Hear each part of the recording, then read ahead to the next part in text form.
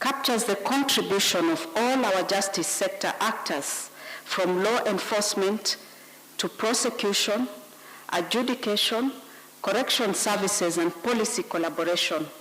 It demonstrates that even amid complex challenges and increasing demands, our institutions have remained resilient, innovative, and steadfast in their service to the people of Kenya. The preparation of this report fulfills a statutory obligation under Section 37 of the Judicial Service Act, which mandates the National Council on Administration of Justice to prepare and publish an annual account of the state of justice in Kenya. It is therefore both a legal requirement and a moral commitment to transparency, accountability, and continuous improvement in the administration of justice. Alongside this report, we are also launching the Monitoring, Evaluation, and Learning Guiding Framework, which is a transformative tool anchored in Section 35 of the Judicial Service Act. This framework strengthens performance measurement and shared accountability, enabling us to track our outcomes, learn from experience, and ensure that success is measured by impact and not mere activity. Together, these two instruments mark a new era of evidence-based decision-making and results-oriented justice delivery. Allow me to sincerely thank the chairperson of the NCAJ, the Honorable Chief Justice, for her visionary leadership and unwavering commitment to advancing reforms under the social transformation through access to justice blueprint. I equally commend the NCAJ leadership, including the chairs of the 9 thematic committees, for your innovation, dedication, and policy guidance. May I request the chairs of the thematic committees, if you're here, kindly stand up so that you can be recognized and so that we can applaud you. Thank you. Thank you, our chairs. Asante sana for the work that you do. You can take your seats. We also want to appreciate the 293 court users committees across the country, and to indicate that you are the true face of justice at the grassroots. And through your work, national reforms are translated into tangible improvements in the daily lives of Kenyans. As Secretary to the NCAJ, I also want to extend heartfelt appreciation to the Secretariat under the leadership of Dr. Maranga, whose technical expertise and tireless coordination mandate have made this report and framework possible.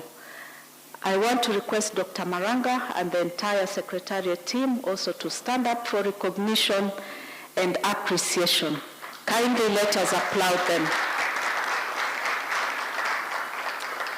Thank you. Thank you for the good work that you do. As we celebrate these achievements, one of the persistent challenges confronting our justice sector is budget disparity and inadequacy. The mismatch between institutional mandates and allocated resources continues to undermine the ability of justice agencies to perform optimally. For the financial year 24-25, the sector required a total sum of 327.5 billion, but only received Kenya shillings 196.4 billion, leaving a funding gap of 131 billion. Such disparities create imbalances among institutions that are interdependent in delivering justice. When one institution is underfunded, the ripple effect is felt across the entire justice chain. Yet, despite these constraints, the sector achieved an impressive 99% budget absorption rate, a clear demonstration of strong institutional capacity to do more if adequately resourced. Equally, there is a need to establish a ring-fenced budget for ICT across the justice sector, recognizing that technology is no longer an enabler, but a core pillar of justice delivery in this digital era. I therefore would want to make an appeal both to the National Treasury and to the National Assembly to address these disparities and ensure that we have balanced, predictable, and sustainable funding across the sector. And I'm pleased that the National Assembly is represented here this morning. It is important to note that justice is not a cost. It is indeed an investment in peace, stability, social cohesion, and economy of this country. Similarly, NCAJ itself continues to operate under tight resource constraints allocated. In this financial year, they had 99.9 million shillings against a requirement of 512 million, depicting a deficit of 80%.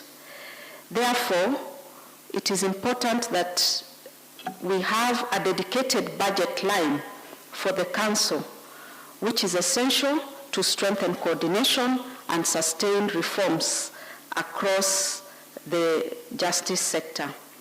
It is important at this juncture that I also express our heartfelt gratitude to all our development partners, civil society organizations, private sector partners for their steadfast support in strengthening Kenya's justice sector.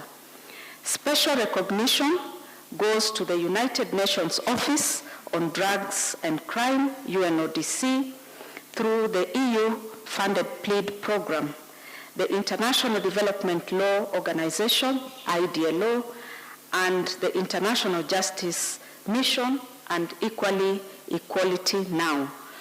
Your partnership reflects our shared commitment to transparency, accountability, and access to justice for all. As I conclude, let us remember that justice is not built in isolation. It is built through unity, accountability, and a shared conviction that every Kenyan deserves fairness, dignity, and equal protection under the law. The work that is before us demands that we have courage and collaboration. Together, let us keep the promise of justice alive for Kenya, for our Constitution, and for generations to come. Once again, I warmly welcome you all and thank you for being part of Kenya's continuing story of justice. Asanteni sana, and God bless you.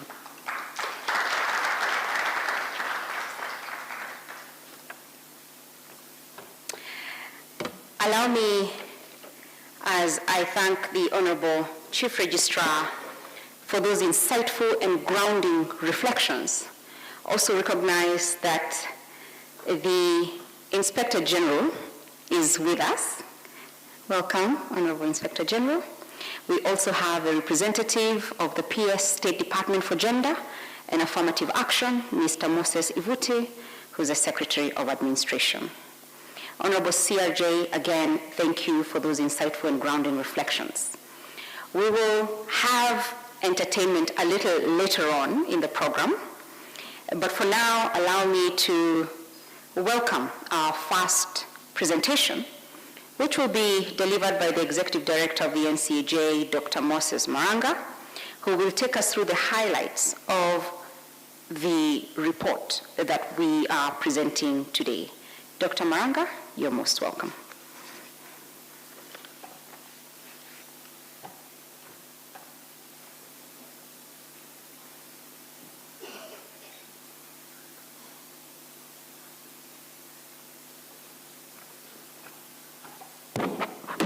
Idre assist with the roaming mic.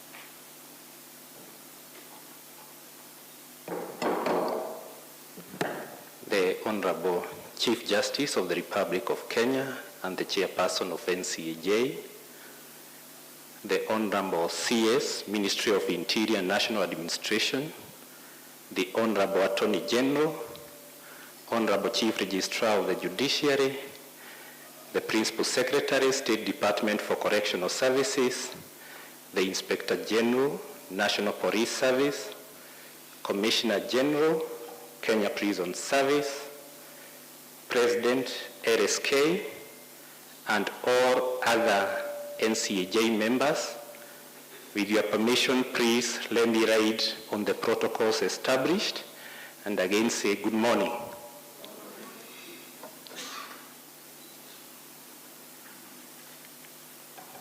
I'm going to step away from the main podium for ease of presentation, but since we have skipped the entertainment bit, perhaps with your permission, I will entertain you for 1 minute before I make the presentation. As I have been introduced, I'm Dr. Moses Maranga, the Executive Director, NCAJ, and whatever will be presenting is projected over there. So today is a day of celebration about the achievement on administrative justice in Kenya. For avoidance of doubt, administration of justice covers processes and institutions right from the start of justice system, National Police Service, midstream, adjudication where we have the prosecution, the courts, and downstream correctional services, and on the side we have the host of all of us here who support administration of justice in Kenya. We are here because the system cannot work when one agency is not working very well. We are here to celebrate that we have worked well as a system, and I will just give the brief highlights about that. Why this report? This is a statutory requirement under the Judicial Service Act, specifically Section 37, which requires the Council, the NCAJ, on annual basis to give an account of what the sector has done. This is about accountability to the people of Kenya as required by the law. So in this report which will be out, 80% is about achievement and 10%, that is bullet 3, where the Kenya's justice sector wants to go this financial year, 2025-2026. Again, the report has been prepared by all of us. In the committee that has prepared this report, we have a person from National Police Service, we have a person from the DPP, we have a person from the Judiciary, and all agencies were able to give feedback to the NCAJ to support the good work of NCAJ, coordinating the justice system and reforming the justice system. This report captures those areas. What are these areas? The key result areas, or where the Kenyan justice sector has aspired to move. Criminal justice reforms, civil justice reforms, enhancing access to justice for vulnerable persons, ensuring that we are effective in terms of monitoring, and again, strengthening partnerships, and lastly, ensuring that it's not about what we do in Nairobi, it's also what we do mashinani, the users, committees, and that grassroots forum. So this is what will be round today in terms of the achievements. I'll start with coordination, and at the onset I want to mention that the Council is supposed to have quarterly meetings, statutory ones, and those are the forums where the reform agenda, the coordination agenda is discussed, and all that was done. But I want to mention a key thing that happened in the justice sector. As we are all aware, the Kenya's justice sector will have a challenge on case backlog, congestion in our penal facilities, raw legal representation, and the NCAJ committed, what can we do to case backlog and to those other things, workload issues that have stagnated. And they have been undertaking service delivery initiatives. I know we know them as RRIs, service weeks, among other beautiful names. During the period under review, the courts, through service weeks, again, these are not the resolutions for the court, through service weeks, 24,000 cases. Prisons, 4,375 inmates were released to decongest prisons, and 6,500 persons were provided with legal aid. Situjipigie makofi. Again, as a sector, and during the period under reference, the sector committed to protect the interest of the future generation by developing a strategic guiding framework for greening the justice system.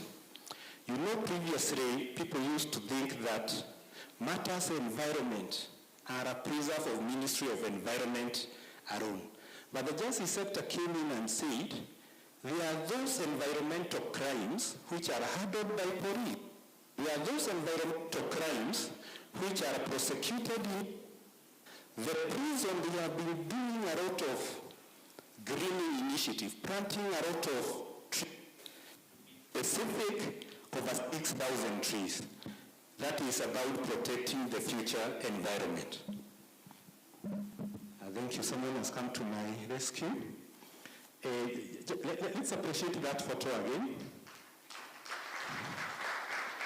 That was a big occasion which was graced by the CS then for Environment on Duare, and we can see the chairperson planting a tree. We were in the same venue, the vice chairperson, DPP. I can see on the side the PS gender, among other guests. Protecting the environment is a commitment of the justice sector. Chapter 3 of the report to be launched is about coordination and progress in criminal justice. National Police Service. They handled so many crimes, but for my slides I have only captured the serious crimes that were handled by our police.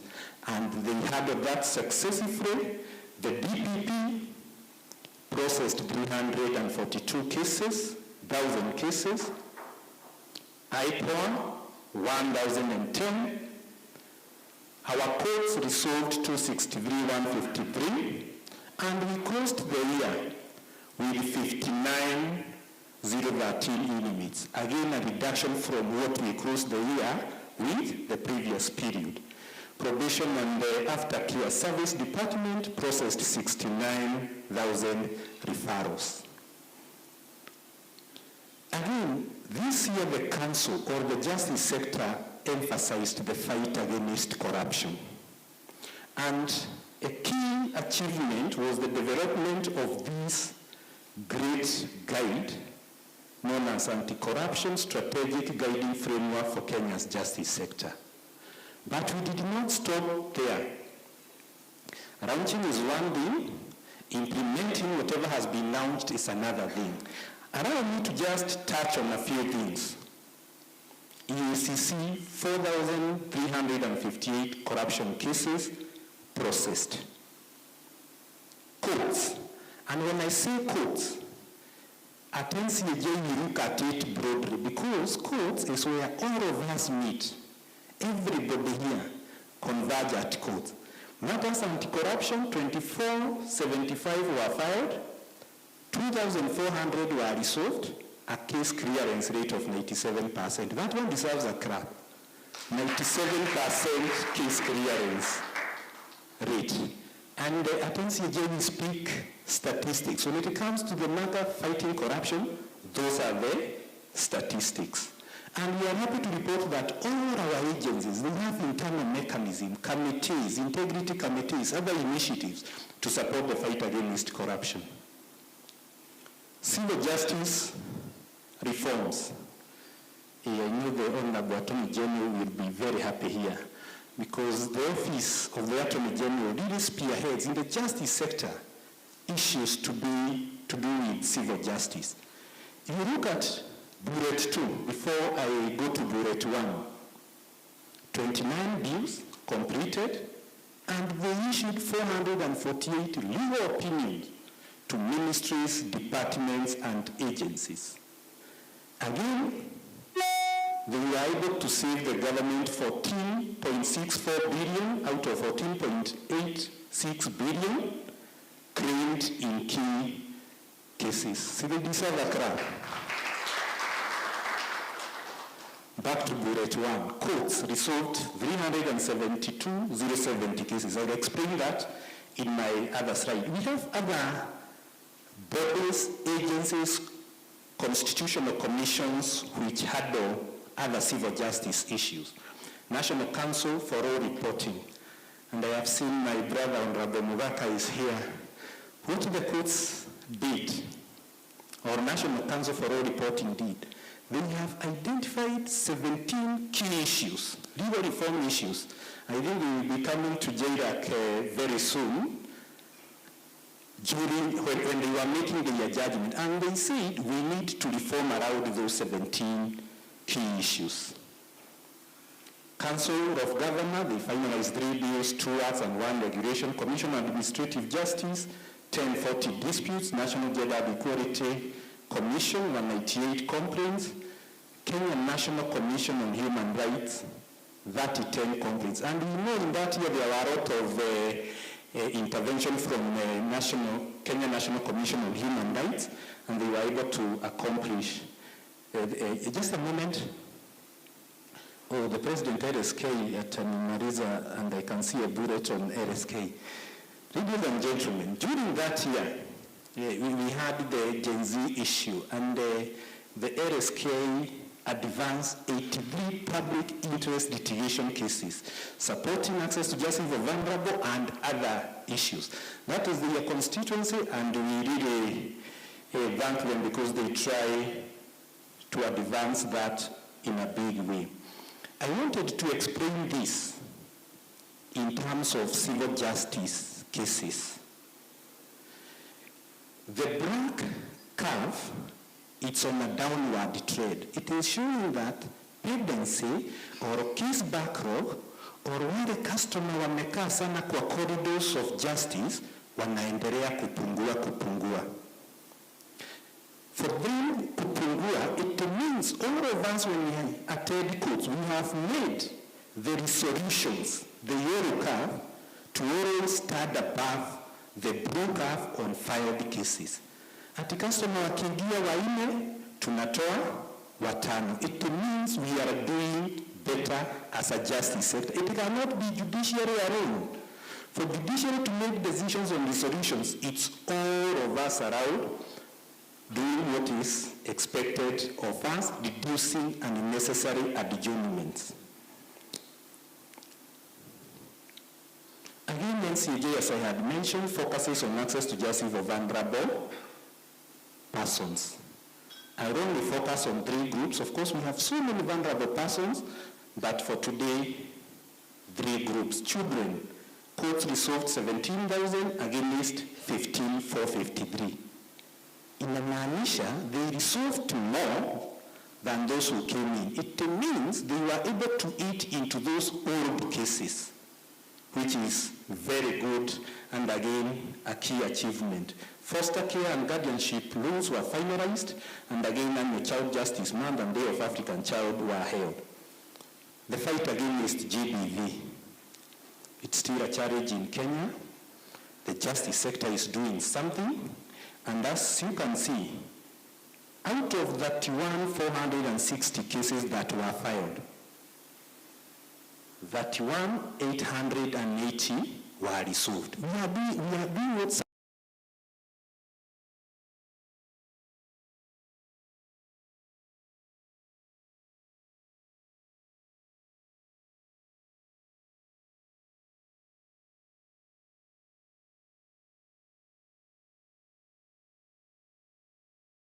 CUCs. Let us appreciate our CUCs. Hii ingine kidogo ndio inaletewa council, maneno ya reforms, major issues to handle at the top level. We continue. Capacity. Here we have a challenge. I know the Deputy Speaker is on the way, but we also have our able Member of Parliament and Member of JIRAC. There is something related to finances that we have a challenge in the justice sector. One, I'll start with human resource. 28% resource gap in the entire justice sector. So sometimes when you see us a little bit not able to achieve what we want, we have a challenge on human resource. The justice sector is very unique. In technical terms, we say it's labor intensive. Yani, you can have a building, but the building cannot arrest a person. You require a police power. You can have a very big court, beautiful court, but that court cannot make a decision. It has to be a judge, it has to be a magistrate. Labor intensive. This gap, crucial, and if it is you, we can be able to go to the next level. Infrastructural development. Of course, I have mentioned that we require a lot of labor. But again, labor alone is not enough. Unfortunately, the sector received 1% development budget during the period under review. And here 1%, it requires something, the probation and aftercare, they were able to do some constructions and rehabilitation of some of the institutions. It's actually like only one institution benefited, matters infrastructural development. Again, a challenge, and ICT, at least there is on a positive note, we will finalize a justice sector ICT and action plan. Next.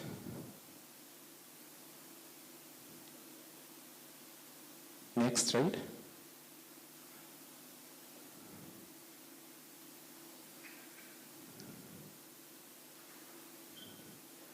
I will not emphasize this. The Honorable Chief Registrar has emphasized. But in a nutshell, the justice sector is underfunded. Why do we require more funds?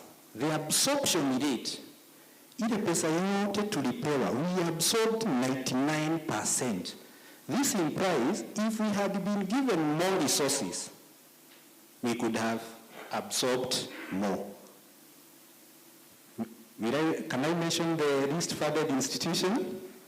National Police Service. You'll be able to see that in the report, among other institutions. Priority programs.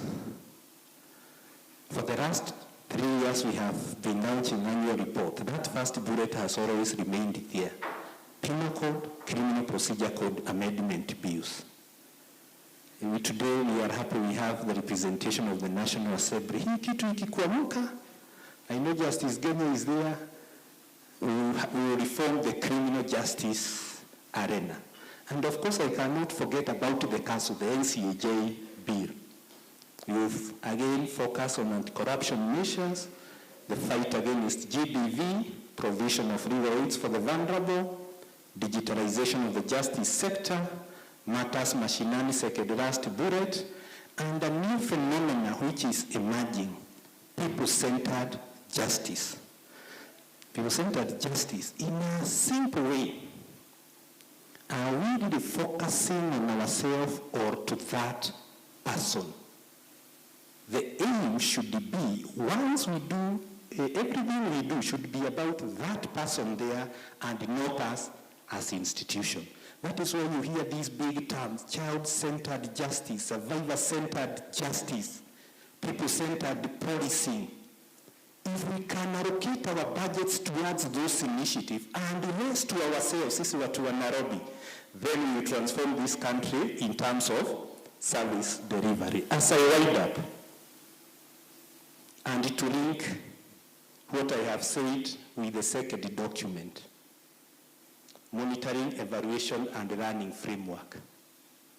We are saying as NCAJ, if NCAJ strengthens partnership and facilitates interagency coordination across the justice system, if NCAJ stewards development and implementation of justice sector reforms, if these reforms are implemented in a structured manner and systematically monitored, then we will realize a series of desirable results about access to justice, enhanced access to justice, enhanced administration of justice.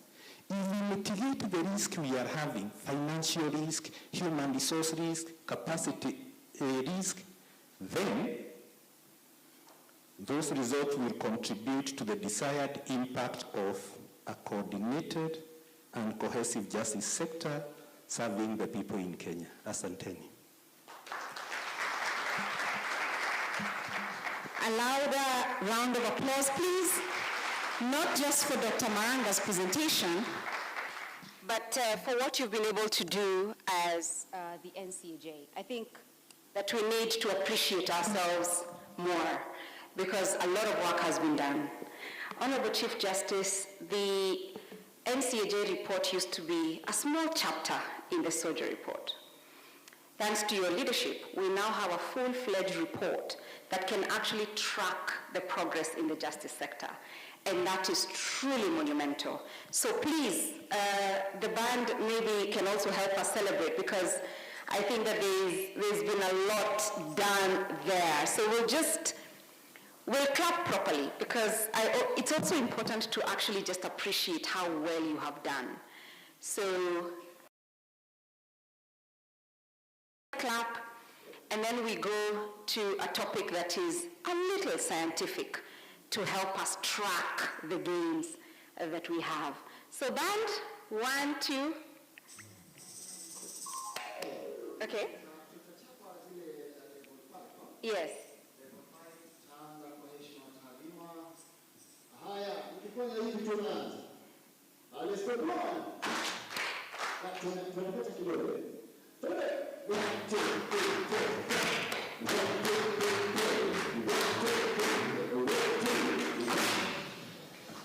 Excellent. Excellent. Honorable Chief Justice, congratulations to you and the entire council and membership. It is not enough to have progress. It is important to monitor, to evaluate, and to learn.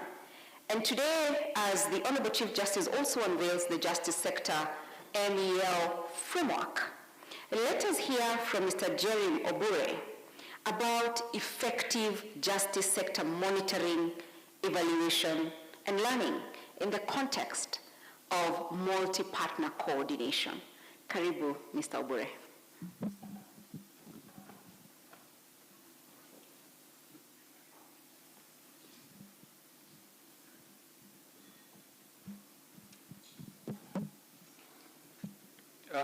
Thank you so much, Madam MC, for giving me this opportunity to be able to address this gathering, and congratulations to my friend Dr. Maranga as well for ably presenting the progress that has been made as captured in the current 2024-2025 report. Honorable Chief Justice and President of the Supreme Court of Kenya, Honorable Chief Registrar of the Judiciary, Honorable CS for Interior, Inspector General, Honorable Attorney General, members of the JLAC present, the PSS present, President of the Law Society of Kenya, distinguished members of the NCJ Council, development partners, and all other protocols observed. Good morning. That was not a good one. Good morning.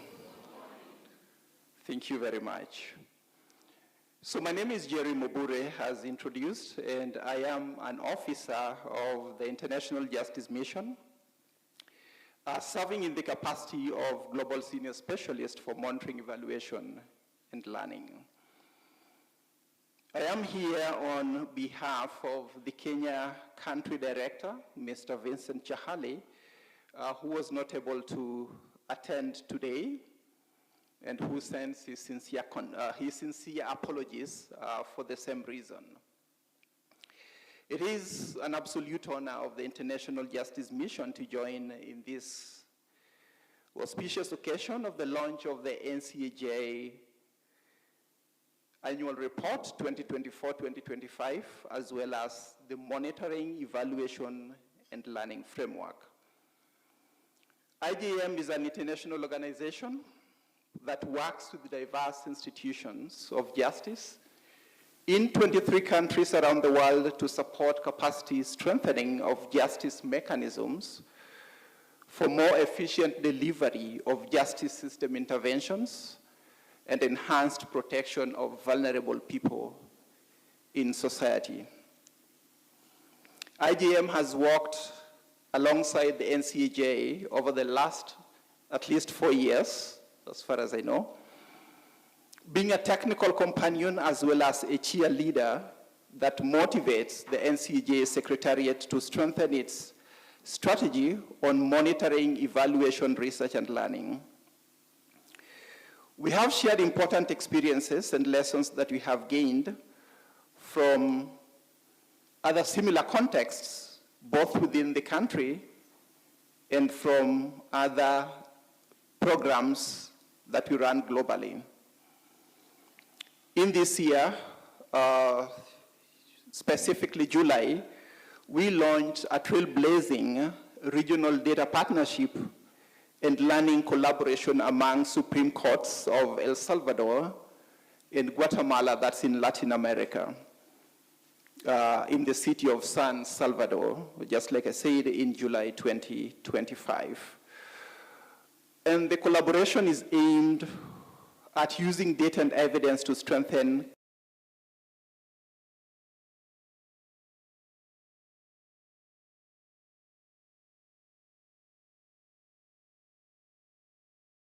We just launched 2 months ago a similar digital platform in September of this year for data sharing among criminal justice agencies in the Philippines that is aimed at tackling the menace of human trafficking in the Philippines and the surrounding countries.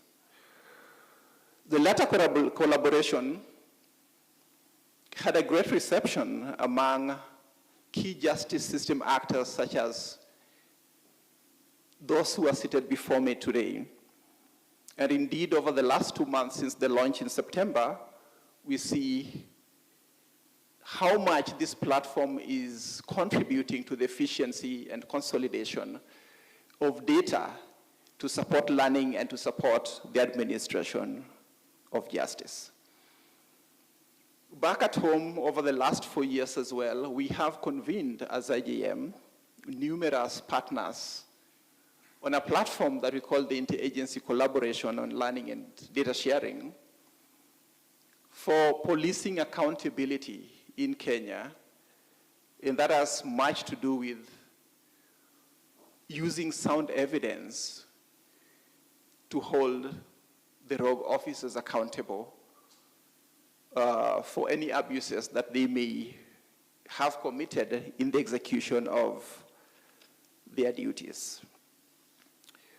And so as I stand here today, IJM thanks the NCAJ Secretariat for its partnership within that platform, having actively participated in numerous discourses in data sharing that we have had over the last 4 years, as I said.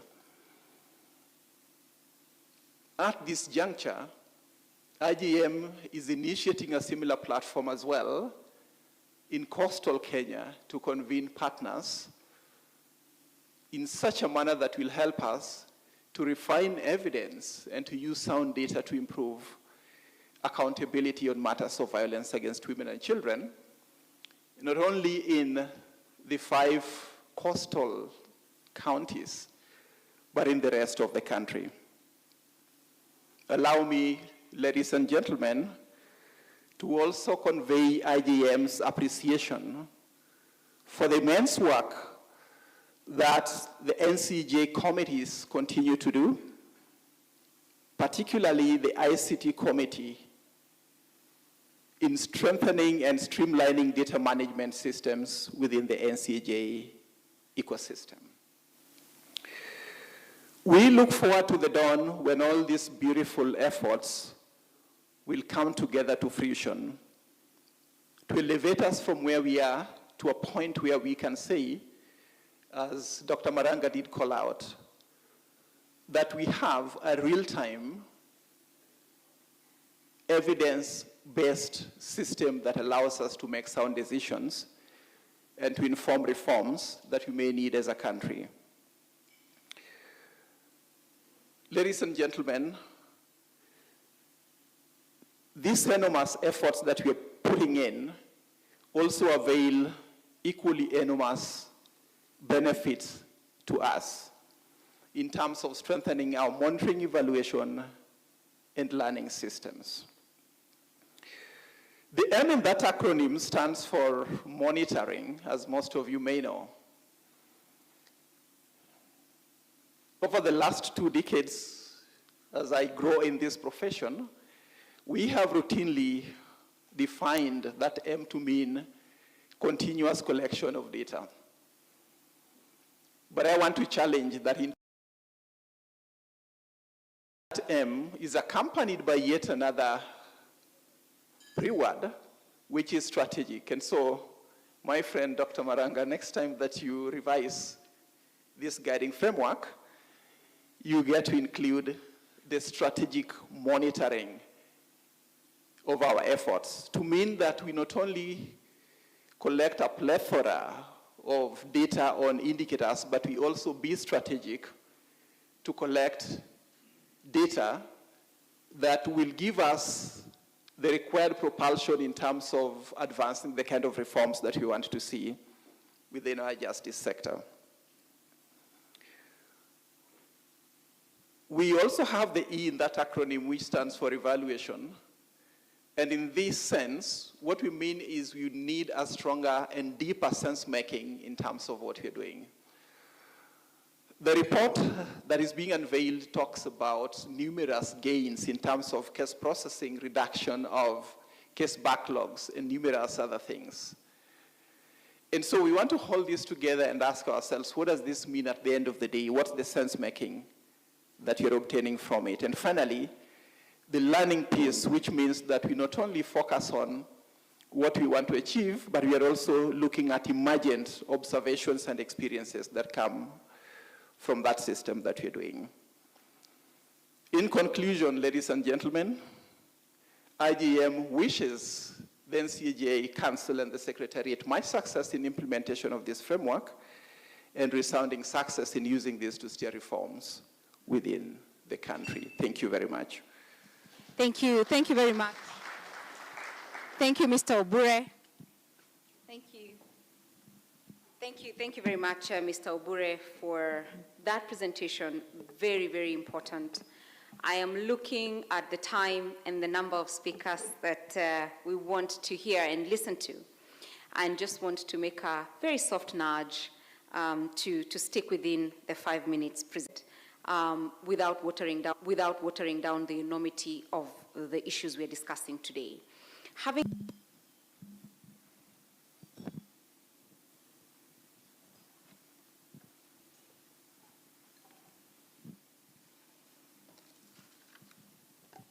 Thank you very much for this introduction, for the invitation, very warm welcome.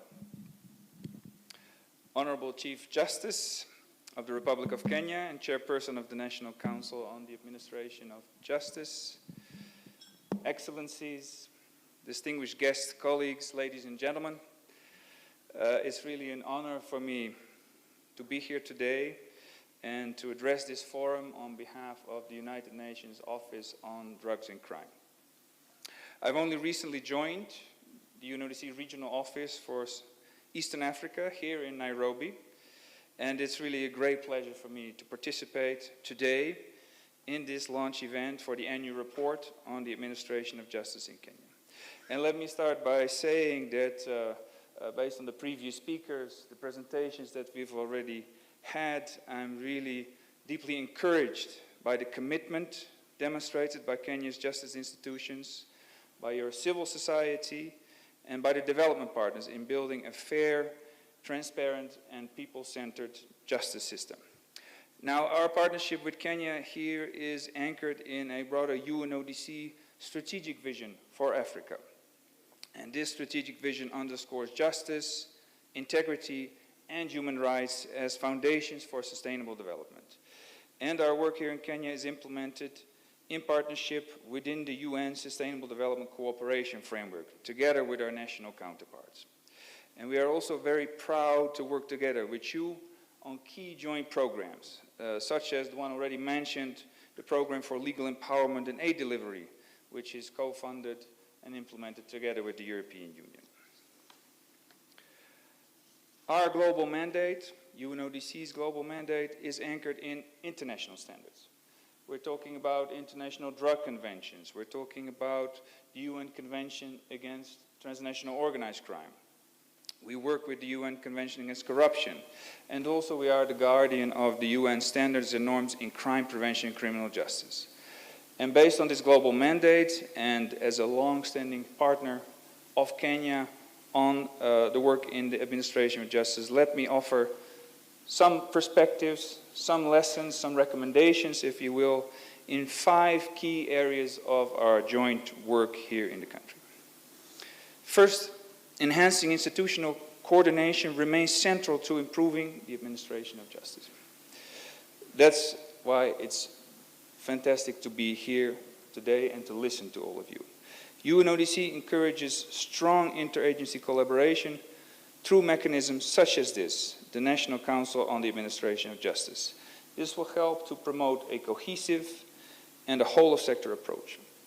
Equally important are robust monitoring, evaluation, and learning frameworks, because this fosters accountability, evidence-based decision-making, and continuous improvement across the justice chain, as we heard also from the previous speaker. Second, promoting integrity is fundamental to sustaining long-term reform and maintaining public trust in the justice system. Now, we've worked together on a strategic guiding framework on anti-corruption that was already mentioned.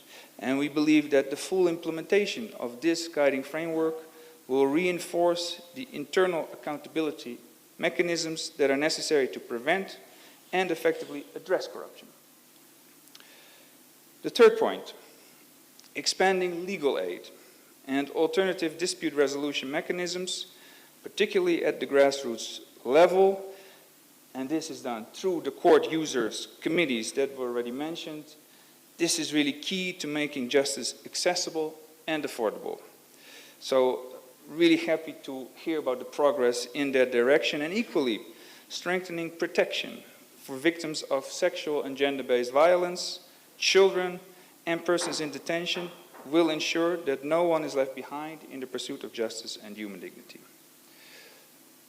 The fourth point that I would like to make. Modernization of the justice system through technology is vital, and I'm very glad to see that this is a core priority of your work, and we do believe that accelerating the rollout of ICT systems for case management will significantly strengthen justice delivery here in the country. And this must go hand in hand with respect for privacy, with data protection, and equality of arms. Parallel investment in digital infrastructure and the upskilling of justice sector personnel will also ensure that these innovations remain inclusive, equitable, and responsive to the needs of all citizens. And then the fifth and the final point, a strong justice system requires sustainable financing and sustainable investment. And we see that this is very much also at the heart of your discussions. Addressing the funding and the human resource gaps that are identified in the annual report launched today, and about which we already heard before, this is really critical. And this can be done through strategic resource mobilization, prudent allocation, and efficient utilization. Strengthened partnerships between government, private sector, and development partners will be essential to promote innovation and sustain long-term service delivery in the justice sector. Excellencies, In April next year, UNODC will facilitate the next UN Crime Congress.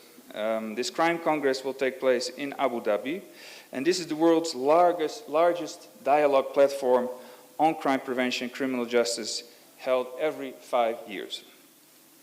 The 2026 Crime Congress will focus on criminal justice in the digital age. And as UNODC, we've been very proud to work together with you on various strategic documents.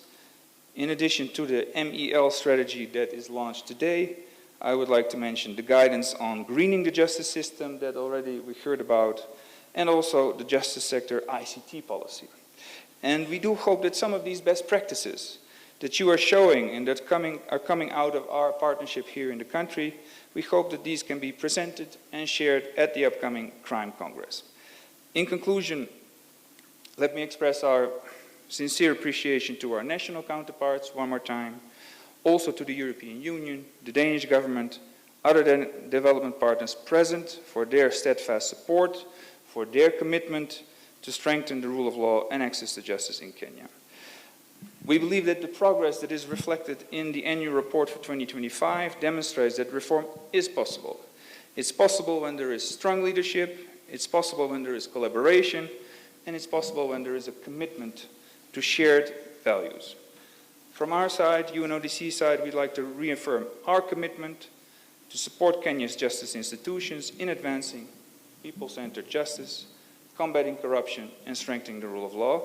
Let us renew our shared resolve to translate these commitments into action, to bridge the gap between policy and practice, and to ensure that justice is not a privilege for the few, but a right guaranteed for all.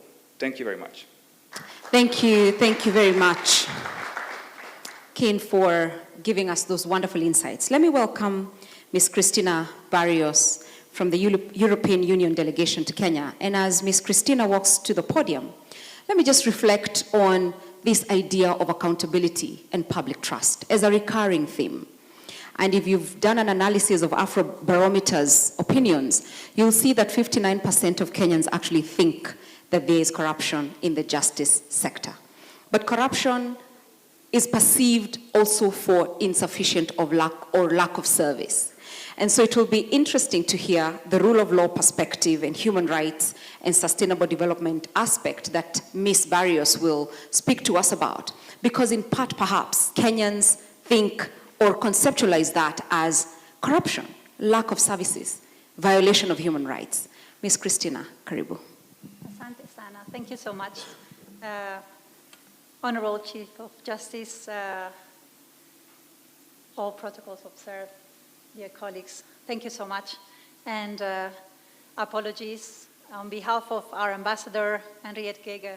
She's not only a staunch supporter of this work, but a friend to many of you. We are honored to be here as the European Union supporting this work and encouraging the consolidation.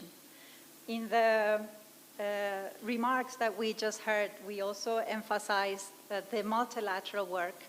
I think this is where I would like to maybe focus my remarks. First, on the rule of law, human rights, sustainable development. These are just basic words that we have in the European Union in our treaties.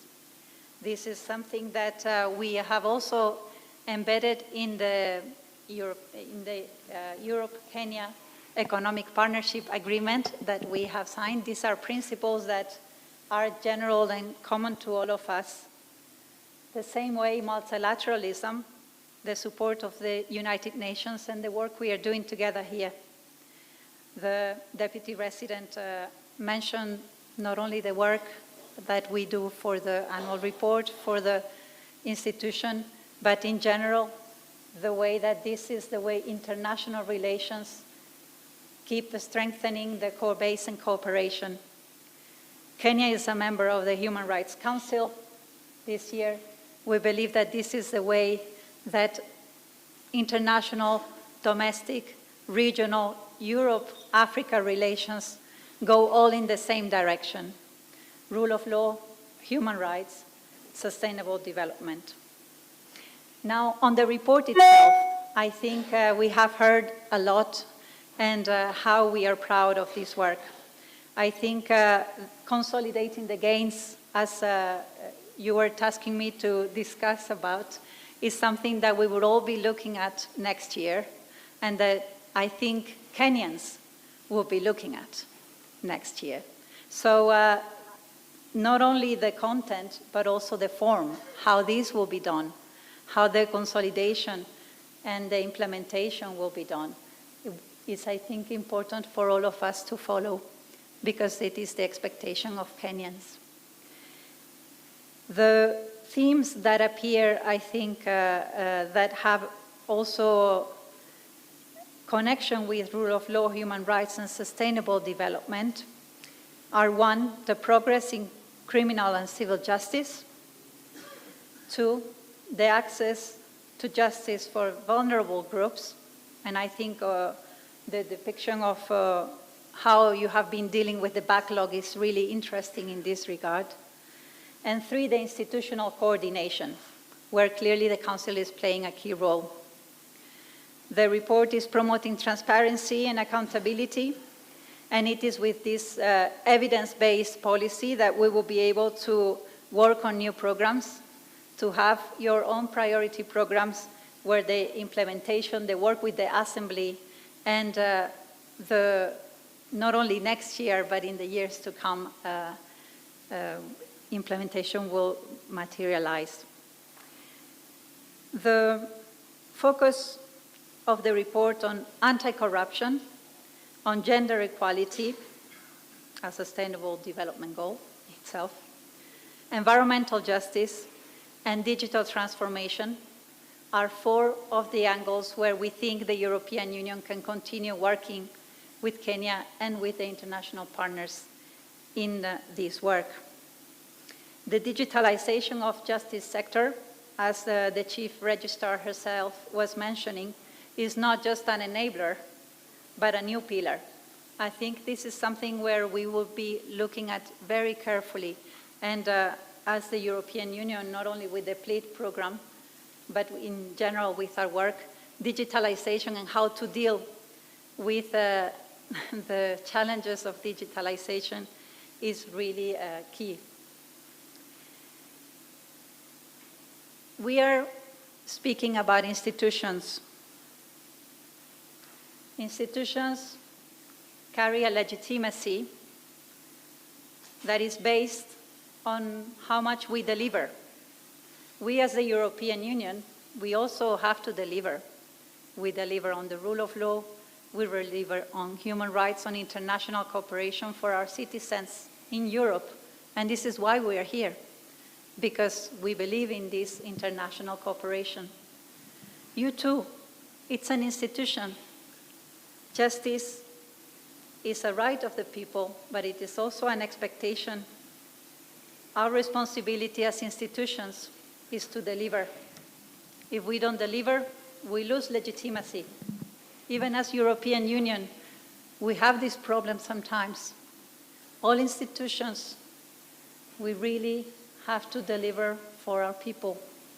I think this is where the efforts are heading, where it is not just about documents, where it is not just about the big words of the rule of law, the human rights, sustainable development that we, of course, understand, but that also translate into the daily lives of our citizens make sense. I hope that this will be the source of reflection for all of us, and I have learned already a lot from the remarks this morning and look forward to the rest of the program. Thank you so much. Thank you very, very much, Ms. Barrios. And speaking of the people, let me now welcome my friend, for those, for bragging rights, and classmate, the President of the Law Society of Kenya, Madam Faith Odhiambo. And as Ms. Odhiambo takes to the podium, perhaps to just reflect on the 89 public litigation cases, which are well within the LSK's mandate as established in its constitutive act. And I think over the years, we've seen a real rise to leadership by the Law Society And Madam President will be talking to us about advancing access to justice for vulnerable persons and moving from commitment to action. Karibu. Your Ladyship, the Chief Justice and Chairperson of the National Commission of Administrative Justice and the President of the Supreme Court of Kenya, the Deputy Speaker of the National Assembly, the Cabinet Secretary for Interior and Director of Public Prosecutions, the Vice Chair of the Council, who I know is represented by his able deputy, the Attorney General, the chairpersons of the Council, I thought he was going to be there, of governance, the representative of the EU, the Diplomatic Corps, the Permanent Secretary of Correctional Services, allow me, the Inspector General of Police, allow me to adopt the protocols, lest anyone feels I've left them out. Let me just say, I fear you all. Good morning, everyone. Good morning. Advancing access to justice for vulnerable persons demands that we move beyond declarations of goodwill to deliberate, coordinated action. The Constitution of Kenya guarantees justice that is not a privilege for the few, but a right for all, accessible, affordable, and responsive to the lived realities of the people. Yet for many Kenyans, justice always feels distant. Imagine the single mother who cannot afford bail, the child lost in the remand system that does not, and no one feels like no one sees him or her, the protester brutalized for demanding accountability, the family that spends years in court seeking justice because their kin disappeared, the families that continue to come before courts, but their cases take years and years. This is the gap that we must see how to close between the promise of justice and the actual experience. As Nelson Mandela reminded us, overcoming poverty is not a gesture of charity. It's an act of justice. In the same spirit, ensuring that every Kenyan, regardless of wealth, gender, or circumstance, can access justice is not benevolence. It's the fulfillment of our constitutional duty. According to World Bank report, the voices of vulnerable groups who are most impacted when justice fails are not often heard in discussions, and particularly when we are talking about justice systems. We fail to see them at the table, speaking and also sharing their experiences. So that is something that we must start as a reflection. When you look at our legal framework, the Constitution gives us the best background, giving us the anchor in how we can protect vulnerable groups and persons of special needs. However, we continue to see also the various statutes that we grapple with. There is nothing on the question of which institution is responsible for legal literacy. When we talk about access to legal aid service, we've left it mostly to the Office of the Attorney General and various small groups and institutions to run the same. However, we have not budgeted for the same to ensure that we actually see this as a lived reality. Legal aid is often not prioritized, looking at the importance in which it impacts upon the society. When we look at our judicial structure, access to courts by vulnerable persons continues to be a challenge. If you've gone around the country, particularly, I think the Chief Justice, you've been going around meeting the different branches. If you have had the opportunity of going to Kericho courts, I shudder in fear how I'm going to meet my members when I go to Kericho courts, because when it rains, it floods. And they will not want to see my face, because these are promises we have been pushing that we cannot see as realities. You go to various courts, even access to bathrooms, particularly for old people or persons with wheelchairs, they cannot access. They cannot get there. People with children, there are no toilets for children. So where do you expect these children to access? Just basic needs, basic services for them to be able to access and go to our courts. Even when we talk about virtual courts, how have virtual courts been made accessible for special needs and vulnerable groups. You either have to be literate, you have your own devices and gadgets, but what about those who cannot, they cannot read by seeing, or the blind? Do we have services that meet those particular needs? And also for different vulnerable groups, have we encompassed as we come up with these systems? We need to start looking at how we make access to justice a reality. Costs related to access to justice. I think this is a discussion we've had mostly in light of witness protection, but it's still a problem. Transport to come to court, particularly cases that take years and years. Somebody would rather fold up and say, I'd let go of this case, because if I have to pay 200 shillings every single time to come to court, only to hear there's an adjournment, the other side is not ready to proceed. This is money that they have spent. 200 shillings they would have used to buy seeds to be able to plant and get something that they're going to eat or put food at the table. We need to look at justice in that simple, rudimentary term. What does it mean for those groups? Costs related to filing, particularly certain public interest matters, family matters, gender-based violence matters. We've seen efforts by the courts to have specialized courts for GBV and SGBV cases. However, we need to look at, particularly for vulnerable groups who cannot afford. I remember this year we had a back and forth with the courts, particularly on the bail and bond terms, that were going to be quite difficult for vulnerable persons. When you're told to go to the chief to give you a letter so that you can get bond, which chief will give you that letter? First of all, the chief will demand money from you. So what are you telling that vulnerable person? That access to justice is not available for you because you do not have money. And so those are areas we need to look into.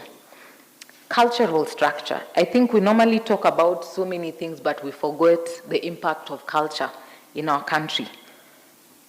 Franca Viola, a Sicilian woman famous in the 1960s for having refused a rehabilitating marriage. Her case scenario was that her rapist kidnapped her and held her hostage for over a week and repeatedly raped her. And the law allowed for rehabilitating marriages, that once you're married, that you cannot prosecute. However, her refusal led to the prosecution of the rapist and in time led to the repealing of that law. What I'm saying is that we may not see the impact of the small things we are doing, but eventually we will see the impact that will come out of it. Today in our culture, in 2025 in this country, we continue to see targeted aged killings, where all people are accused of witchcraft for the purposes of killing them and taking away their land, so that someone who is tired of waiting for the death of their aged grandmother or grandfather to die, so that they can quickly inherit. Raping of old people, rise of teenage pregnancies, the question of the Council of Elders. How do we look at working on the bad things and improving on what is good?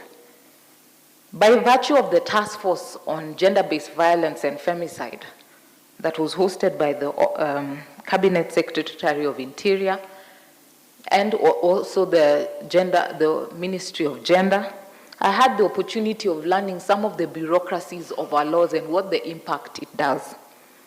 Because of the question of filing fees, long periods of time before you can appear in court, and also the bureaucracies of long court cases. We see people going to the Council of Elders that is facilitating illegal settlements. We continue to see compensation for killings, compensation for rape, compensation for child labor. We see children who once raped, particularly in certain cultures, you lose the ability to go to school, the ability to have a future, and you're deemed, particularly as a young girl, you're no longer of value, that you're thrown away to either child labor or child abuse, because now you have no value to your father because you have been violated. And so because of bureaucracies of our justice system, we continue to see people facing a lot of injustice. Today, as we launch this report, we ask ourselves honestly, what are the barriers that keep the poor, the detained, the displaced, or the marginalized from reaching justice? And what will it take to unblock them? Access to justice is not confined to the courtroom. It begins with the police officer who chooses restraint over brutality, the police officer who offers to listen to somebody who has come to report a sexual gender-based violence case instead of mocking them, the prosecutor who acts with fairness rather than expedience, the magistrate or judge who listens with empathy, the registrar who clears the backlog with diligence, the attorney general who defends the rule of law over any other expediency, the ministries that budget for justice as a necessity and not an afterthought. It also depends on the Witness Protection Agency that ensures citizens can speak without fear, and on every one of us here, because every decision we make either opens or closes the doors of justice. But beyond institutions, access to justice lives and dies in the everyday realities of ordinary people. It's the rural woman who has to walk more than 30 kilometers to reach the nearest court. And so even when we have e-filing, physical courts are still a necessity, not only for the vulnerable groups, but also to ensure that those justice defenders are able to ensure that they can come and meet those vulnerable persons instead of just relying on virtual courts. Because access means real access, to be able to come and feel that you've gotten access to justice. This calls for intentional investment. We must fully operationalize the Legal Aid Fund, expand mobile court services, and strengthen public legal education so that citizens know their rights and how to claim them. Technology must also be leveraged to simplify access, from e-filing and virtual court appearances to digitized case tracking and digitized proceedings. We continue to suffer lack of access to justice when you cannot appeal for your case because there's no access to proceedings or the proceedings disappear. Yet we're saying we are digitized. Also, we should be able to get proceedings online. Transparency and data sharing amongst justice actors can eliminate duplication and delays. And as well as the Office of the National Police Service, the IG, the continued challenge of the question of authentication of orders. I think that's a challenge we've fought last time in the NCAJ Council, and I don't know why it keeps coming back. Once court orders are issued, I don't know what process must authenticate against the court orders. Court orders are valid unless set aside, varied, or reviewed. And so telling a citizen that that order you cannot implement until it's authenticated at the head office, what is that process? Can it be done transparently and openly, and there be timelines so that people can feel that I don't have to pay for authentication of a court order, yet I went to court to get that order in the first place. As former US President Barack Obama said, the arc of the moral universe is long, but it bends towards justice only if we bend it. The work of bending it demands courage, resources, and unrelenting political will. The National Police Service and the Ministry of Interior should uphold that principle that security and human rights are not opposing forces. The Director of Public Prosecutions let discretion be guided by conscience and fairness. And to the Office of the Attorney General and the National Assembly on Justice and Legal Affairs, ensure that legal aid, law reform, and institutional funding reflect the urgency of justice that it needs. To the judiciary, continue bringing justice closer to the people through innovation, digitization, and mobile courts. And in the same breath, hold judicial officers who contravene statutes and constitution accountable. To all NCAJ members and partners, let this report not be another entry in our archives, but let it be our mirror, our mandate, and our measure of progress. In the words of Martin Luther King Jr., justice too long delayed is justice denied. Every time a child spends unnecessary nights in remand, every time a widow is evicted without recourse, or a protester is jailed for speaking truth, that delay becomes a denial, and that denial becomes a wound in our national soul. As the Law Society of Kenya, we reaffirm our commitment to the conscience of the justice system ready to collaborate where partnership is possible, and to litigate where accountability is required. Let this be the year we move from rhetoric to reform, from commitments on paper to action on the ground. Let us unblock access by removing administrative obstacles, reallocating resources to where the need is greatest, and rebuilding public confidence in the justice system. To borrow from Justice Willie Mutunga Emeritus, the Constitution is a living document. It breathes through the actions of those entrusted with it. In this room lies many actors who the Constitution relies on for you to breathe life in it. Let us breathe in that life together. Asanteni. Asante sana Rais wa Chama cha Wanasheria cha Kenya. Kwa hakika mpango mkakati unaopendekezwa wa kuweka watu kwenye kiini cha sekta hii yetu ya haki utabadilisha sana vile tunavyozingatia haki za wanyonge ama waliotengwa. Kwa sasa ningekaribisha bendi yetu, bendi ya dansi ya magereza, kutupa kipindi cha burudani, na baada ya hapo nitamkabidhi msajili mkuu mheshimiwa kuchukua nafasi ya mpango huu, na imekuwa furaha yangu kuratibisha maendelezi haya hadi kwa sasa. Bendi, karibu. Asante jaji. Basi tunaruhusiwa kusimama na kudensi kwa pamoja. Karibuni sana kwa heshima na tamaduni.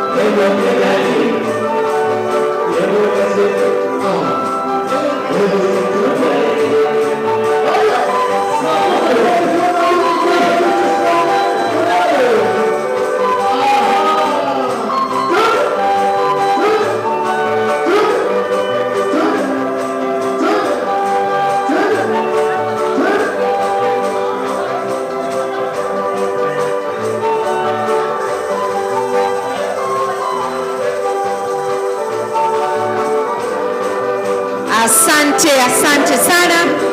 Nafikiri tumekuwa na burudani ya kutosha, tunashukuru sana. Asante sana kwa viongozi wetu.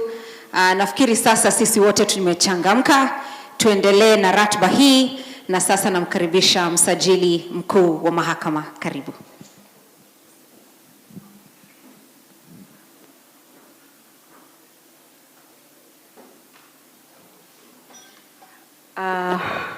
Let me thank the prison's dancing band for that wonderful song. Emily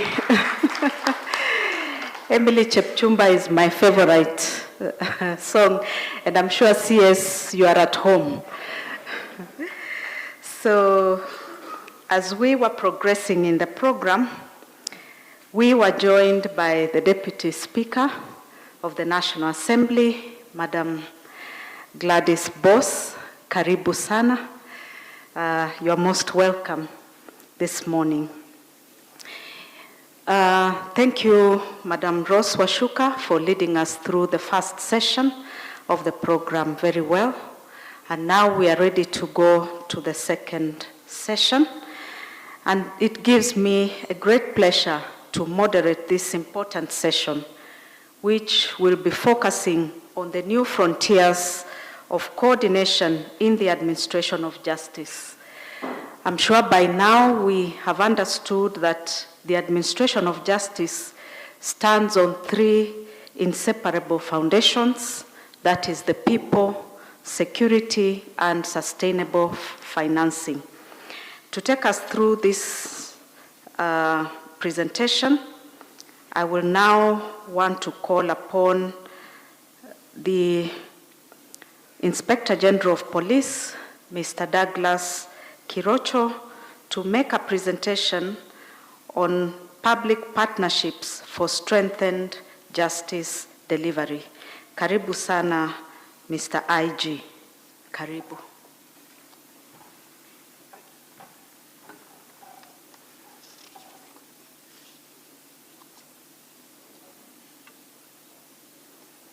Thank you very much. The Chief Justice, the Chairperson of NCAJ, the Deputy Speaker of the National Assembly, Cabinet Secretary, Minister of Interior and National Administration, Mheshimiwa Murkomen, the Honorable Attorney General, the Chief Registrar of Judiciary, the Principal Secretary, Department of Correctional Services, Development Partners, the President of RSK, the Commissioner General of Prisons, ladies and gentlemen, good morning. I am delighted and honored to be present on this momentous occasion as we launch both the Administration of Justice in Kenya Annual Report 2024-25 and the Monitoring, Evaluation and Learning Guiding Framework for Kenya's justice sector. In this regard, I thank the Honorable Mother Murkomen, the Chief Justice of the Republic of Kenya and the Chairperson of the National Council on the Administration of Justice, for taking the lead in convening us for this important event. These pivotal documents are a reflection of our collective strength, attributable to the collaborative and consultative approaches adopted across the justice sector, which has contributed to a more efficient and effective delivery of justice. They provide an invariable evidence-based foundation upon which we can build a more robust, efficient, and humane justice system. As a key member of the National Council on the Administration of Justice, the National Police Service is usually one of the first points of contact for many individuals with formal criminal justice system.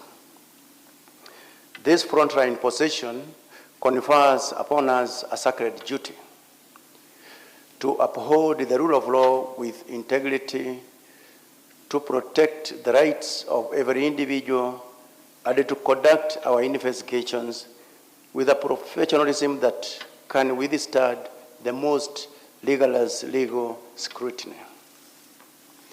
Towards this end, I reiterate our commitment to enhancing measures to fight corruption, strengthen accountability, and ensure seamless service delivery.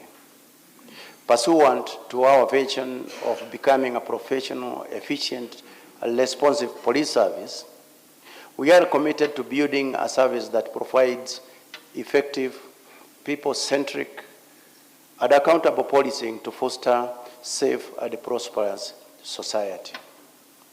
Furthermore, the National Police Service remains fully cognizant of the significant constitutional obligations and responsibilities bestowed upon all the justice sector actors, and shall not shy away from joining you all in giving our utmost to ensure there is transparent, accountable, and impactful service to the people and all those that daily seek answers, interventions, and feedbacks from us.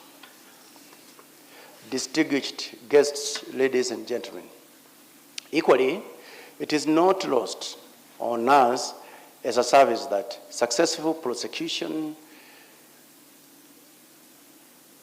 hinges on the quality of investigations.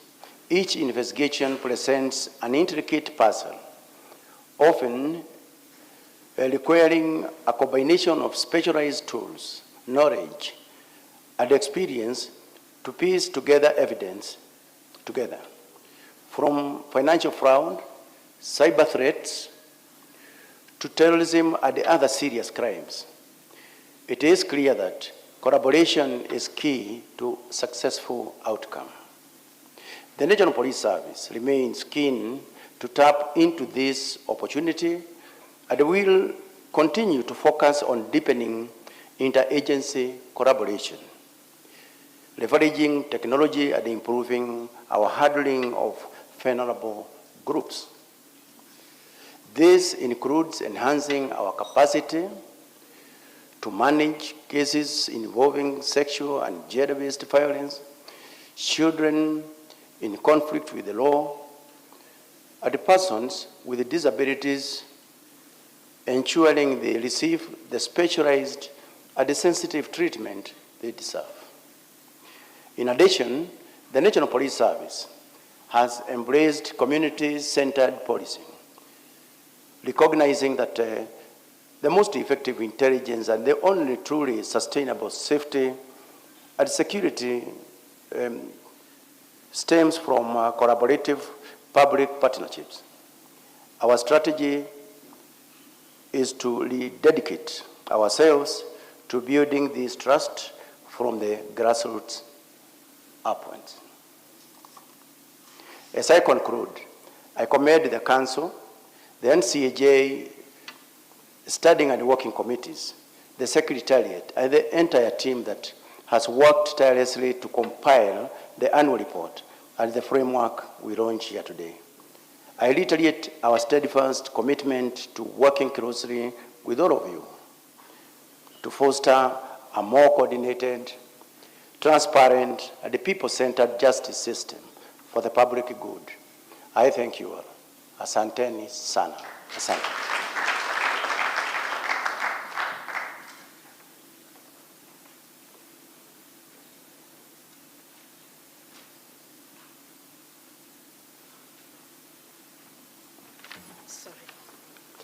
Thank you, IG, for reiterating your commitment to ensuring that we have a responsive police service, people-centric, public policing, and impactful service. Those were wonderful remarks. Our next presentation, and particularly the JLAC committee, represented by Honorable Steve Mogaka, to thank the committee for your commitment in ensuring that justice-related legislation keeps pace with our constitutional ideals and reform, because we know that lawmaking is the oxygen of justice delivery. Karibu sana, Honorable Steve Mogaka, to make your address on the topic of fast-tracking pending legislations in criminal and civil justice system by JLAC. Karibu sana.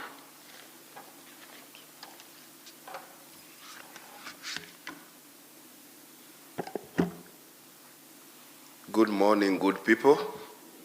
Thank you.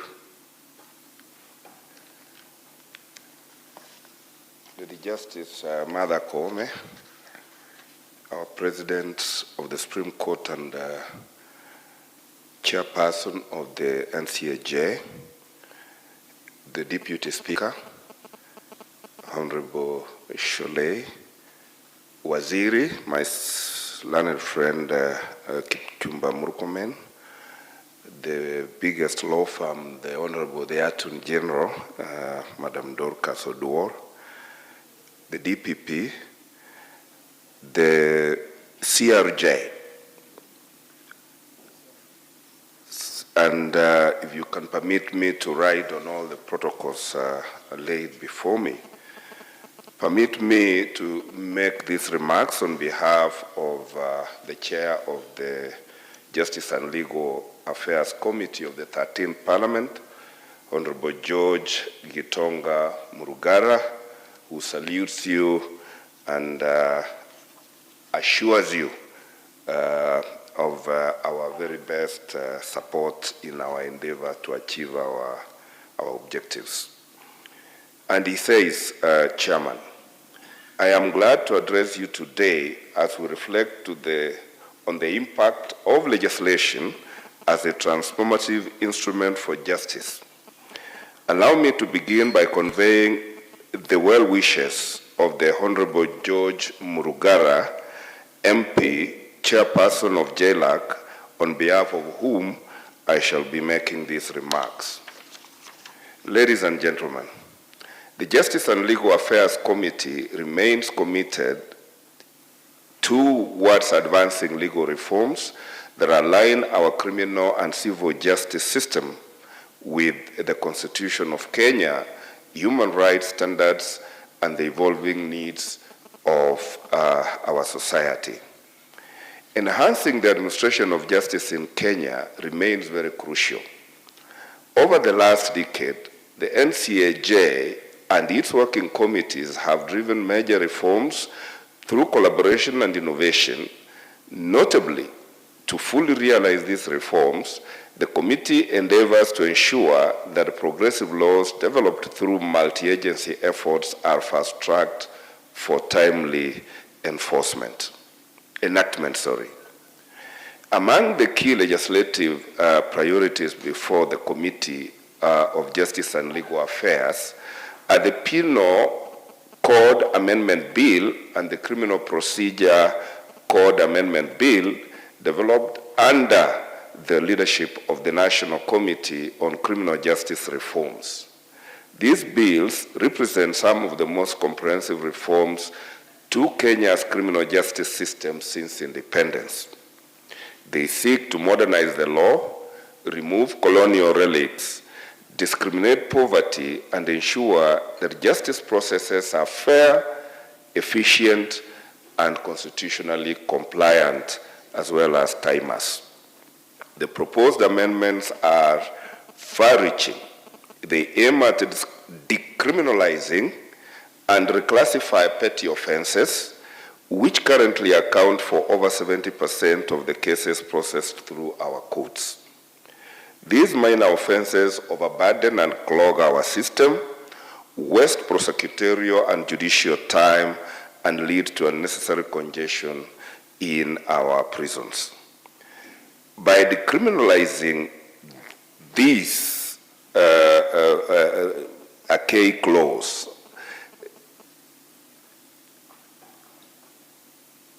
we will fast track the wheels of justice so that justice is not as delayed as is currently experienced. The reforms also propose to cascade offenses such as murder and robbery into degrees, ensuring proportional sentencing. This will replace the outdated one size fits all approach with a more rational and a more justice-oriented framework that upholds both deterrence as well as rehabilitation. And Honorable Ngenya Jeye, we really celebrate you in spearheading this.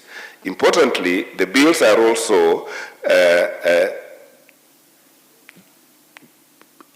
the bills also define life imprisonment. They define life imprisonment, abolish the mandatory death penalty, and shift the burden of proof for incitement and disobedience back to the prosecution rather than to the accused, and thereby reinforcing the presumption of innocence as enshrined in our great Constitution. Ladies and gentlemen, for vulnerable persons, children, persons with disabilities, intersex persons, and those with mental illness, the proposed amendments provide stronger protection, dignity, and equality before the law by repealing derogatory terms and embedding safeguards for fair treatment. The legislation brings Kenya's justice system closer to those of international standards where this country actually belongs. Ladies and gentlemen, the Criminal Procedure Code amendments further seek to modernize procedures, ensuring consistency with the Magistrates Courts Act, aligning bail provisions with Article 49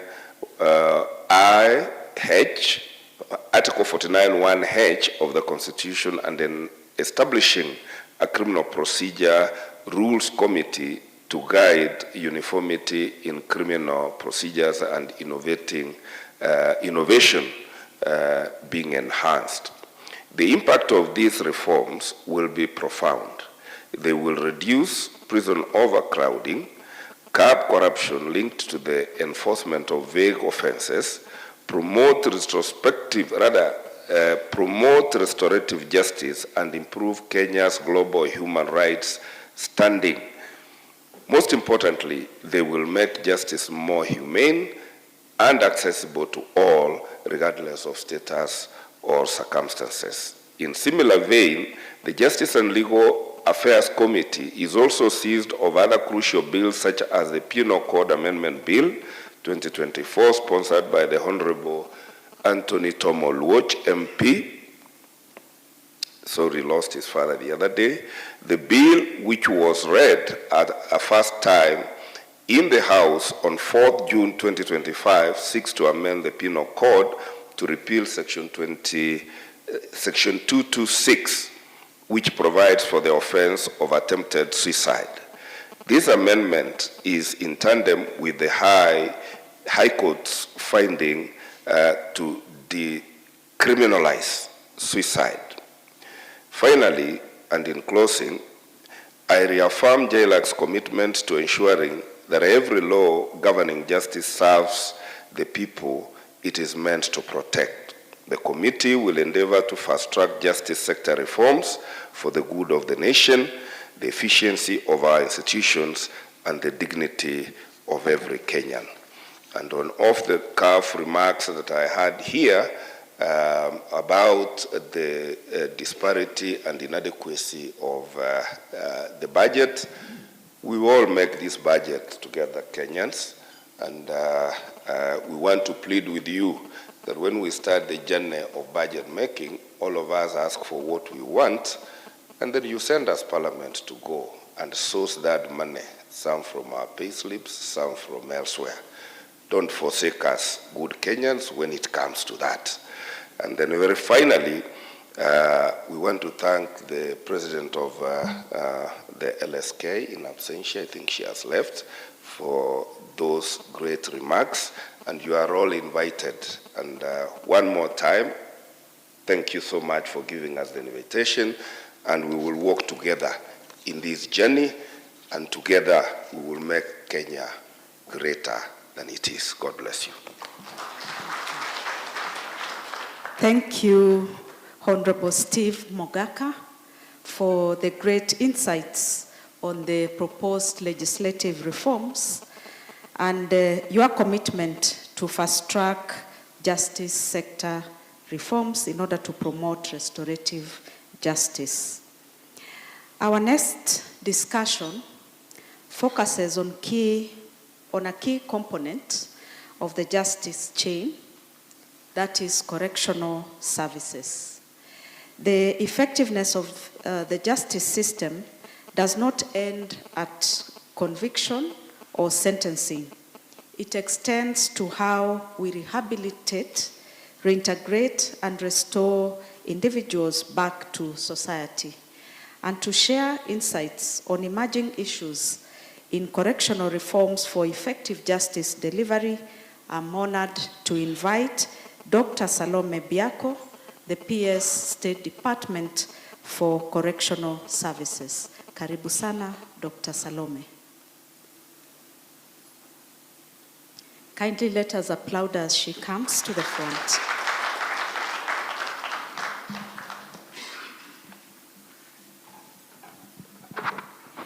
Honorable Martha Koome, Chief Justice and Chairperson of the National Council on Administration of Justice and President of the Supreme Court of Kenya. Honorable Kipchumba Murkomen, the Cabinet Secretary, Ministry of Interior and National Administration, and also my Minister. Honorable Dorcas Odwor, Senior Counsel, the Honorable Attorney General, Honorable Gladys Sholay, Deputy Speaker, National Assembly, Honorable Members of Parliament present, all judges present, Mr. Douglas Kanja, the IG of Police, Mr. Patrick Karandu, Commissioner General of Prisons, all diplomatic corps. Allow me to ride on the protocols already established. Firstly, Madam CJ, I wish to congratulate you and the entire NCAJ Council and Fraternity on this auspicious occasion of the launch of the annual report 2024, the NCAJ annual report, as well as the male guiding framework. Indeed, it is a great occasion, and we as Correctional Services, the State Department, are very privileged to be present here. The State Department for Correctional Service, a key player within the National Council on Administration of Justice and of the criminal justice system in Kenya, takes due cognizance of the internal and external environments in the correctional space. Indeed, for several decades, the global criminal justice system was characterized by a focus on punishment that reflected on societal attitudes towards offenders until the last 2 decades, when attention was shifted to a correctional orientation with stress on evidence-based rehabilitation. This was because despite the tough policies and practices, there was still persistent overcrowding, increased recidivism along diverse offense and offender types. Madam CJ, the State Department for Correctional Service, which comprises 2 technical units, namely the Kenya Prison Service and the Probation and Aftercare Service, in its transformative strategy, has adopted a 2-pronged approach to mitigate and address emerging issues for effective service delivery. This proactive approach has placed emphasis on both the practitioners or staff and offenders, and engages all senior staff, station managers, and all other sector players to play the lead transformation process with knowledge and skills that embraces rehabilitation, human dignity, and reintegration as envisioned under the Constitution of Kenya 2010, as well as the international human rights instruments. The reform agenda in the State Department for Correctional Services is governed by 8 key priority areas. Number 1, administrative, legal, and policy framework and support. The State Department, through the Technical Committee on Development of Legal and Policy Framework that was constituted through a Gazette notice dated 30th of April 2024 by the Cabinet Secretary for Interior and National Administration, embarked on examining the existing policies and legislation on both the policy and correctional service, and developed the Kenya Correctional Service Bill as well as the Correctional Service Policy, and both drafts have now been signed off by the Attorney General, and we sincerely thank her for the effort, and we are still processing. The second key priority area was revitalization of the prison farms, and the State Department embarked on increasing the acreage under agriculture and livestock production to increase, and also increase in capital for seed production, appropriate training, irrigation schemes, and post-harvesting storage using a multi-sectoral approach of other state departments. And in this regard, Madam CJ, I'm happy to report we have really increased our production as well as vocational training to our inmates in order to reduce recidivism. The third strategy was modernization of the prison industry, and in this regard, we have embarked on revamping our entire 108 workshops in order to improve the quality of products that we produce in carpentry as well as metallurgy. And in conjunction with our stakeholders like Manu Chandaria Foundation, we have increased the number of workshops, particularly in the textile and Karakana workshop. And in this regard, we want to sincerely thank the First Lady, who has been instrumental in supporting us in increasing those workshops. The fourth strategy has been in social protection, and the State Department has advocated use of community corrections to uphold use of non-custodial sentences. And in this regard, we want to thank sincerely the Japanese International Agency, which has enabled us commence something that we call community probation volunteers by use of community leaders, opinion leaders, to help us reintegrate offenders that have been released and to help them reduce recidivism, and it has been very productive. To date, we have trained over 600 community probation volunteers, and we hope that this program will be cascaded to the entire country. The fifth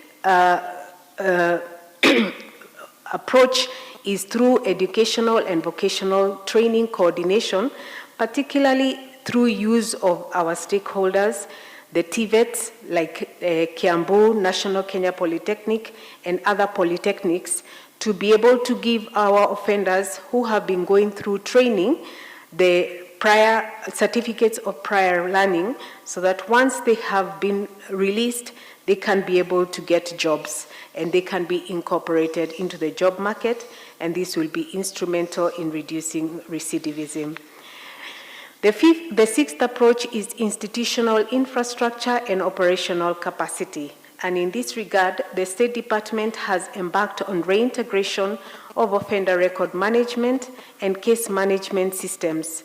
Digitization has become a cornerstone of contemporary correctional reform, and the State Department is progressively working towards deploying digital offender management system designed to integrate offender data with the judiciary's e-filing system and other justice sector databases. This innovation will enhance information sharing, case management, and timely decision-making across the institutions. And in this regard, we sincerely thank the World Bank, which has onboarded us into this program. The other approach is environmental and climate change mitigation, and in this regard, the State Department has not been left behind. In fact, it has been in the forefront of growing 100 million trees countrywide. To date, Madam CJ and Chair, we have managed to increase our tree coverage within our correctional institutions to the tune of about 30%.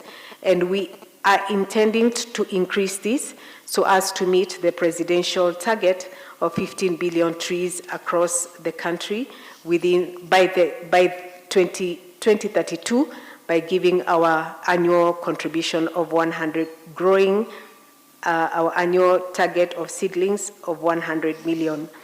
We have created and increased our orchards and equally improved our work environment through landscaping, beautification, and now in this year, we are undertaking a movement from the dirty energy to clean energy through solar and LPG, as well as biogas.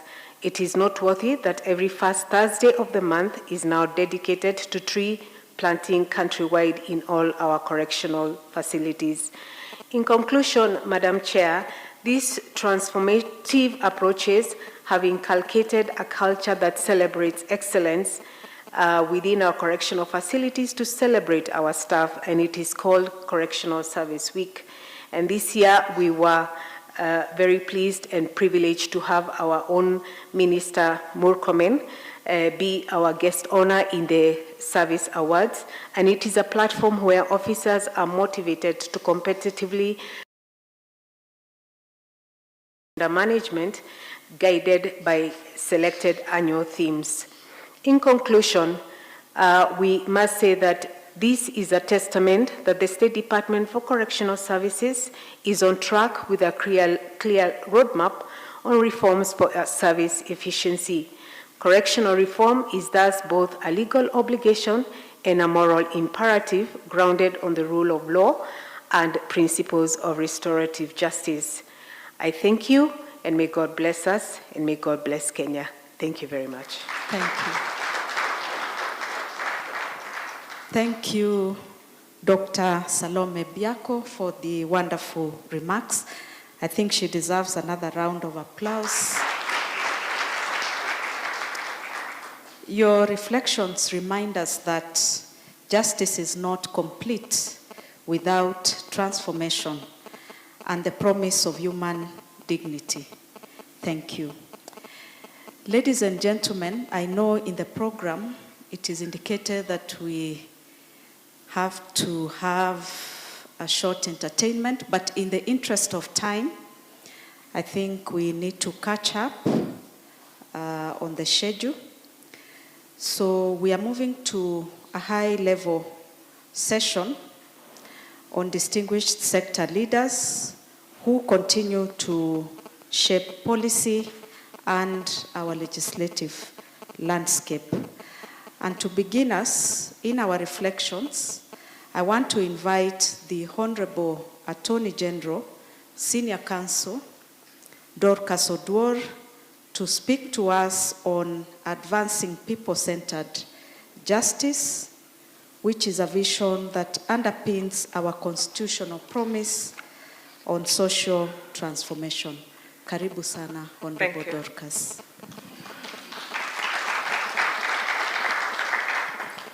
My Lady, the Chief Justice and the President of the Supreme Court of Kenya, the Deputy Speaker, Ms. Sholei, the CS Interior, Honorable Kipchumba, Principal Secretaries, Heads of Justice Sector Institutions, Excellency Ambassadors present, distinguished guests, ladies and gentlemen, dignitaries, you are all observed. It is a great honor and privilege to join you this morning as we launch the 2024-25 annual report on the administration of justice in Kenya. Allow me, from the outset, to commend the chairperson of the National Council on the Administration of Justice, the Honorable Chief Justice, and the entire Secretariat for their steadfast leadership in coordinating Kenya's justice sector. Indeed, the NCAJ continues to exemplify the principle that justice is the business of all who care for good governance. This report stands as a mirror reflecting the collective effort of institutions and individuals who work tirelessly to uphold the rule of law and deliver justice to all Kenyans. it reminds us that justice is not the preserve of a single institution. It is a shared responsibility that calls for collaboration, accountability, and unwavering commitment. The true measure of an effective justice system is the experience of the citizen at the point of service delivery. As the former Chief Justice, Emeritus Willie Mutunga, once reminded us, the Constitution is not self-executing. It requires active citizens and responsive institutions. Our success as a justice sector is thus measured not merely by the number of cases determined, but by how ordinary Kenyans experience fairness, efficiency, and access to this report. We are also launching the monitoring evaluation to allow us to gauge justice from the lens of the citizen, not the institution. Expectations and experiences of the people over bureaucratic rigidity.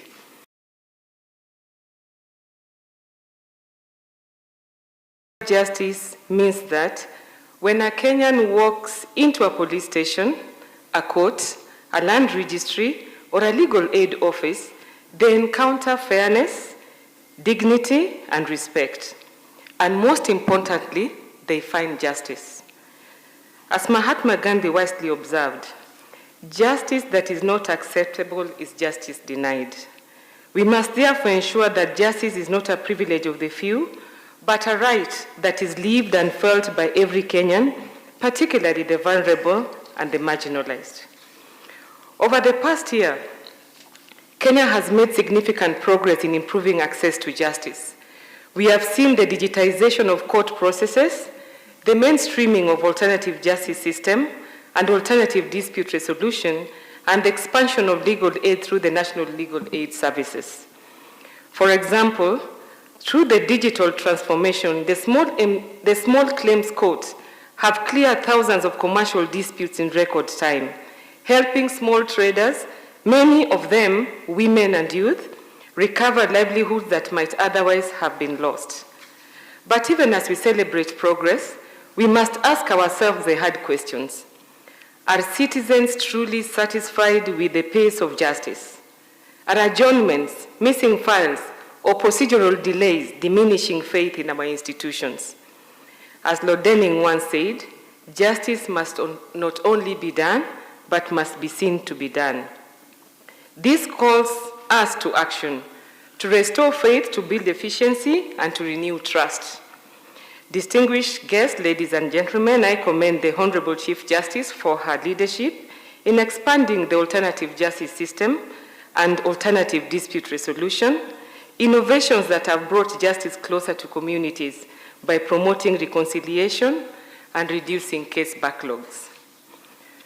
Within our respective institutions, we too must innovate, whether through digital legal aid platforms, public legal awareness campaigns, or mobile legal clinics. Our shared responsibility is to design systems that meet citizens where they are, literally and figuratively. As the Chief Legal Advisor to Government, my office remains steadfast in advancing people-centered justice through law reform, legal aid, and institutional strengthening. In furtherance of this commitment, the Office of the Attorney General has undertaken strategic and deliberate efforts to enhance access to justice as part of the broader sector reforms, justice sector reforms.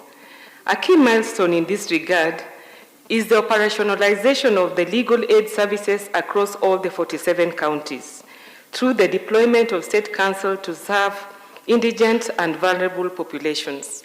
As we all know, the Legal Aid Act came into effect in 2016, but since then, it has only been operationalized in about 10 counties, and even in those 10 counties, the government has not fully funded the legal aid services.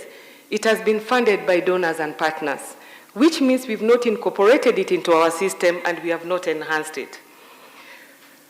So the Office of the Attorney General deliberately appointed 100 state counsel whom took through the normal public service induction.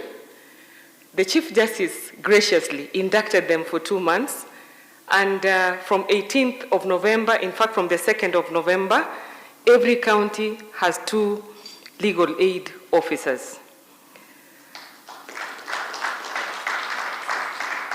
They will man legal aid centers. These legal aid centers are being established in purpose-designed fabricated containers with modern solar-powered and digitally connected containers. Each center will host state council supported by clerks and administrative staff and will provide free legal assistance in key thematic areas including land disputes. As we sit today, there are 15,000 cases against the government being handled by the Office of the Attorney General. We believe that 3/4 of those cases should not be in court. They are in court because of lack of legal aid and information. Probate and administration has been a cause of suffering to women and children. Just as an example, when you get letters of administration, a further step is confirmation and distribution. But we have seen our institution transferring properties, moving assets using letters of administration before confirmation and distribution. Therefore, the young people, the young children are not benefiting from these assets. And sometimes even the widows are not benefiting from these assets. So we found that this is a very critical area for us to give legal aid, and we shall give legal aid free of charge in all the 47 counties of Kenya in this area to people who deserve. So in land cases and probate and administration, we'll have to apply the means test because they are civil cases. As you know, legal aid was provided for in the old constitution, but it was only in criminal matters, treason and murder. And if you are before the superior court and you appealed and you are not represented. Why civil matters? Because under the new constitution, they are now justiciable. So civil and political rights are justiciable, but they are not self-executing. So you must approach the court. As the custodian of human rights, defender of the rule of law, I think this is an area where we should give people legal aid. Our young people. We have to protect our Gen Zs from the system. And we are saying that if we effectively give them legal aid, just few of them should go through the criminal justice system. We should be able to remove children from the criminal justice system and deal with them in alternative ways. Now, the national commissioning of these legal aid services is scheduled for 18th of November in Kibera, marking a defining step in actualizing Article 48 of the Constitution and SDGs 16, which guarantees access to justice for all. This initiative affirms our belief that justice, like health and education, must be universally accessible to every Kenyan. And you'll realize that we are adopting containers to operationalize legal aid. Why containers? In Nairobi, the Office of the Attorney General and the Legal Aid Department is in Bruce House, 9th floor. How many people can go there? How many people can access it? We wanted a place that is accessible to the people and is friendly. So if you look at our booths for legal aid, we launched one in Machakos. It is a 20 by 40 container. It has 2 booths and an office. That office will contain a desk for probate and administration, land cases, and children in conflict with the law. That office will be a liaison office with the children's officers, the lands department, and everybody who works in that area. But in that office also, we are going to have a desk for POMAC, Power of Mercy, so that you can know how to apply. In that office also, we will have a desk for victims' rights, so that we can tell you as a victim, how do you participate in the criminal justice process? How do you get back your exhibits? How do you give victim impact assessment? It is a tall order, but I believe somebody must do it. If we do it together, we will do it. And we must work very closely with the Law Society of Kenya. An innovation that I must talk about in those containers is that the 2 booths are supposed to be teaching people on how to self-represent. How do you attend court virtually? So each container has 2 booths. We hope to work with the young people to educate the citizen on how to access the court virtually. And why that? Because the Chief Justice and the judiciary is moving very fast with the technology and virtual courts. But are they moving with the people? They are. Why are they moving with the people? Because it is the responsibility of other institutions like us to support them according to our mandate to make sure that we move with the people.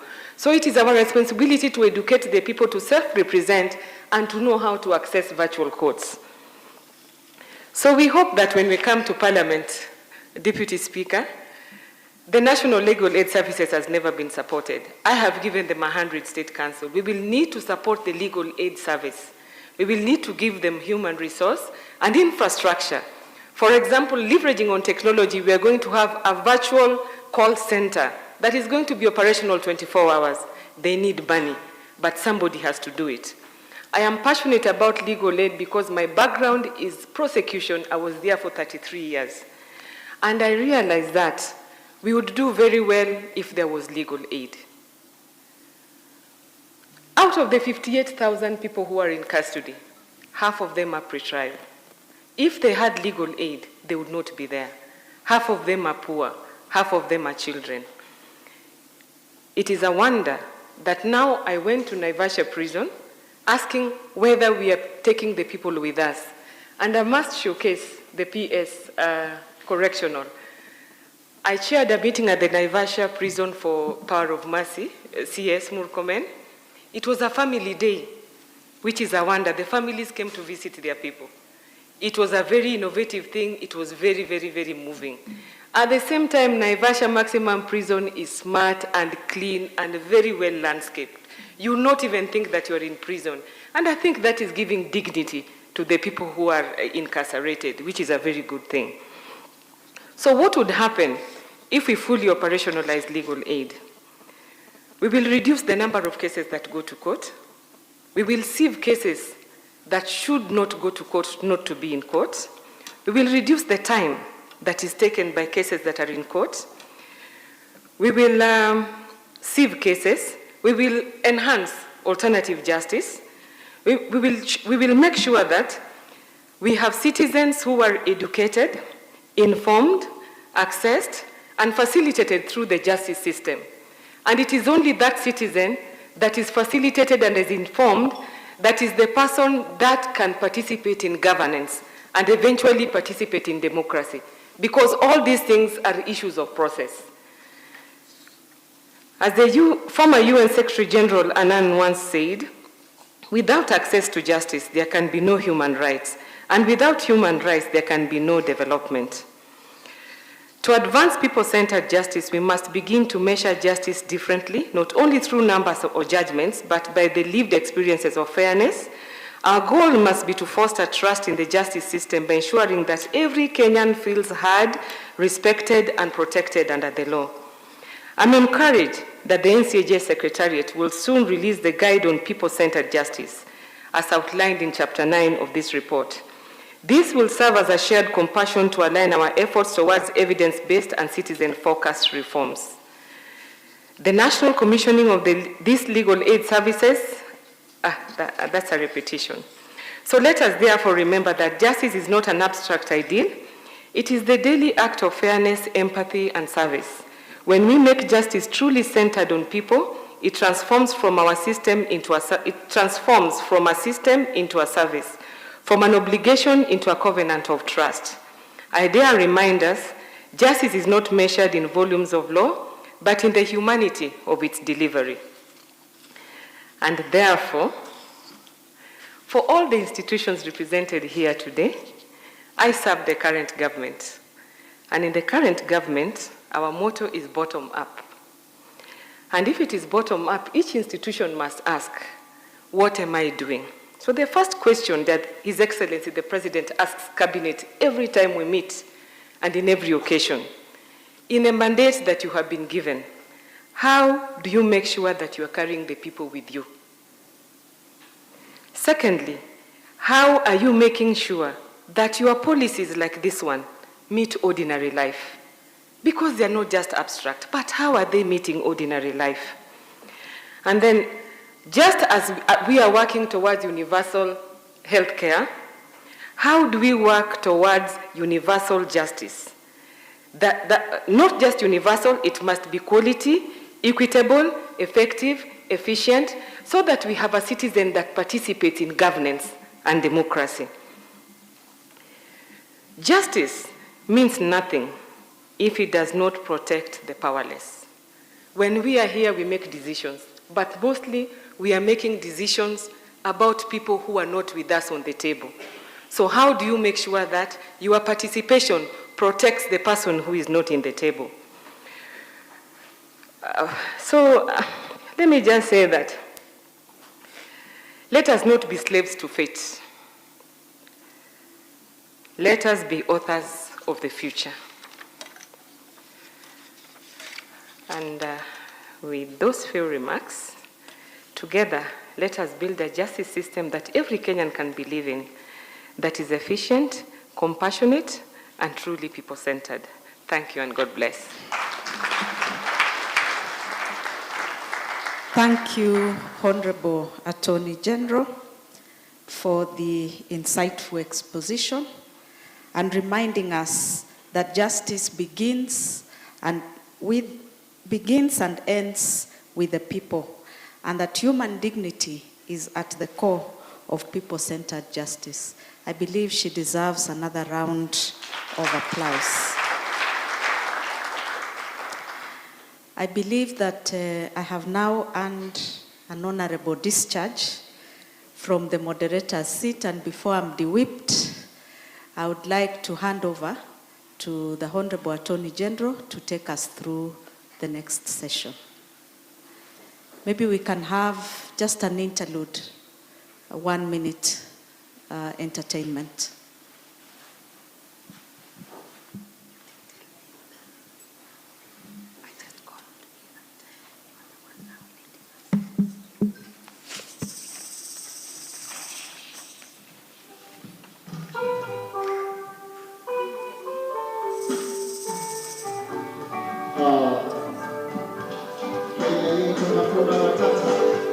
Mahakama zetu hazina matata na viongozi wetu hawana matata.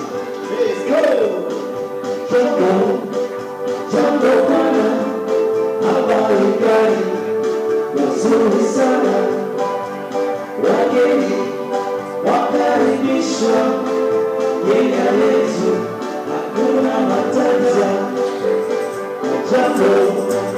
Jambo bwana, habari gani? Nzuri sana. Wageni wakaribishwa Kenya yetu, hakuna matata. Kenya nchi nzuri, hakuna matata. Nchi ya kupendeza, hakuna matata. Nchi yenye rotuba, hakuna matata. Jambo wote, hakuna matata. Thank you. As we all know, in Kenya we practice liberal democracy. And in liberal democracy, it is democracy by? What is it? By? Which people? By the people? And? How does it start?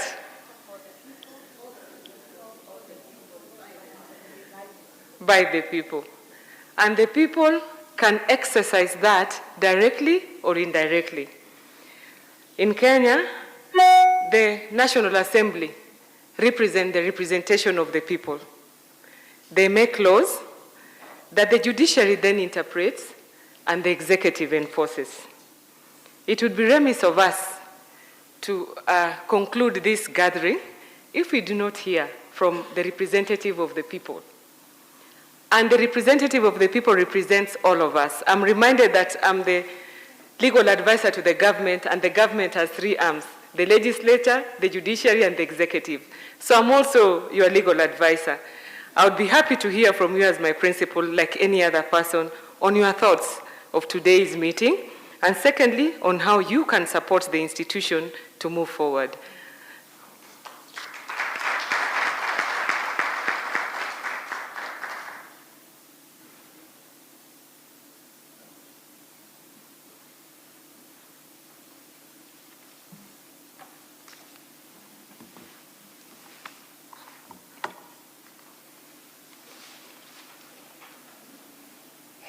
Honorable Lady Chief Justice of the Republic of Kenya, Murkomen.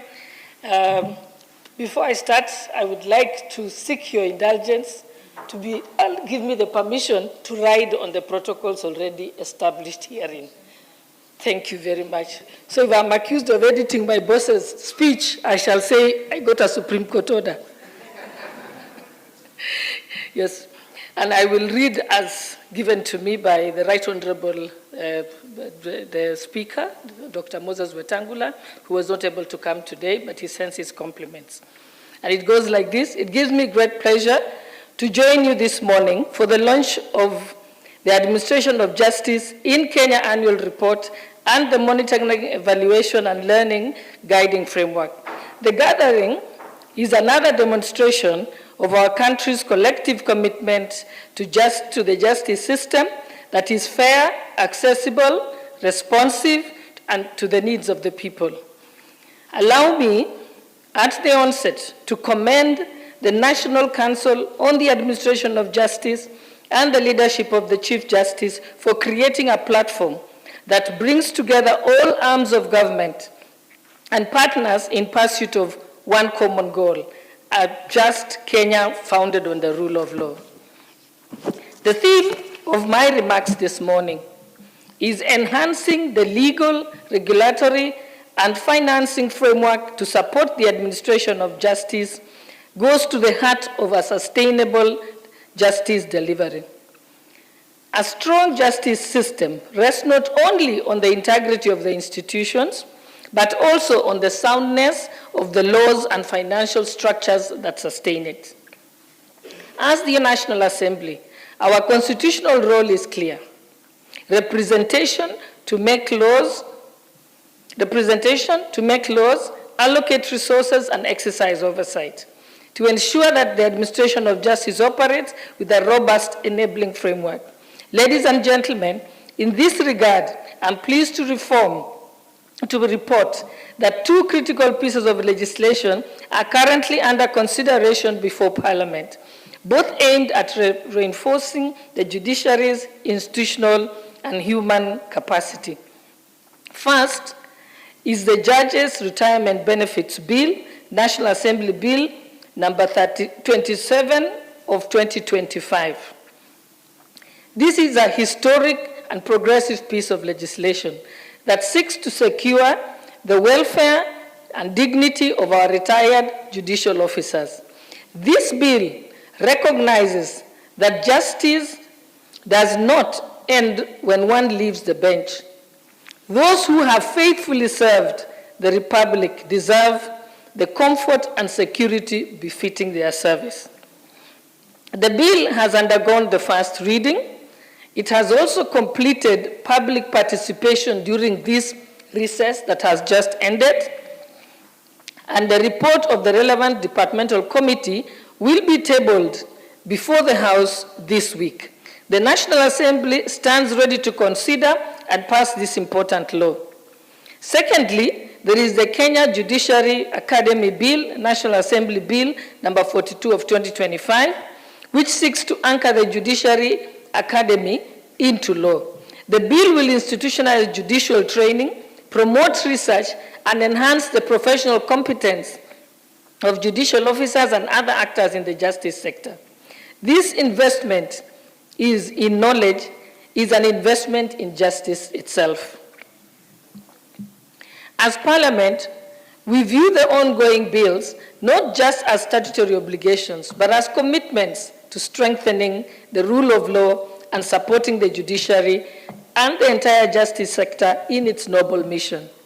Honorable colleagues and esteemed guests, through this legislation, Parliament recognizes that an efficient justice system is one that evolves through knowledge, research, innovation geared towards serving and safeguarding the overriding interests and well-being of our bosses, who are the good people of the Republic of Kenya who elect us, and from whom both Parliament and Judiciary are exercising delegated authority.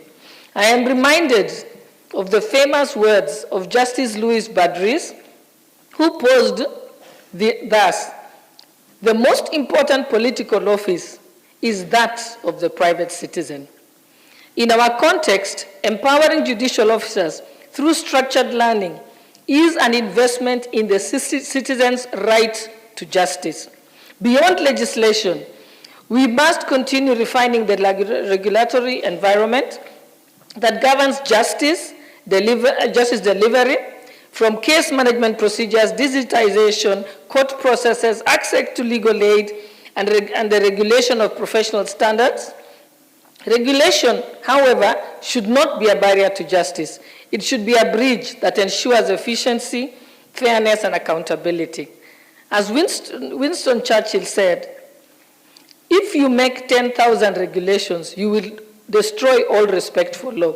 Therefore, we are aware as Parliament that regulation must there be smart, responsive, and people-centered, and should not be designed to serve or to stifle the people.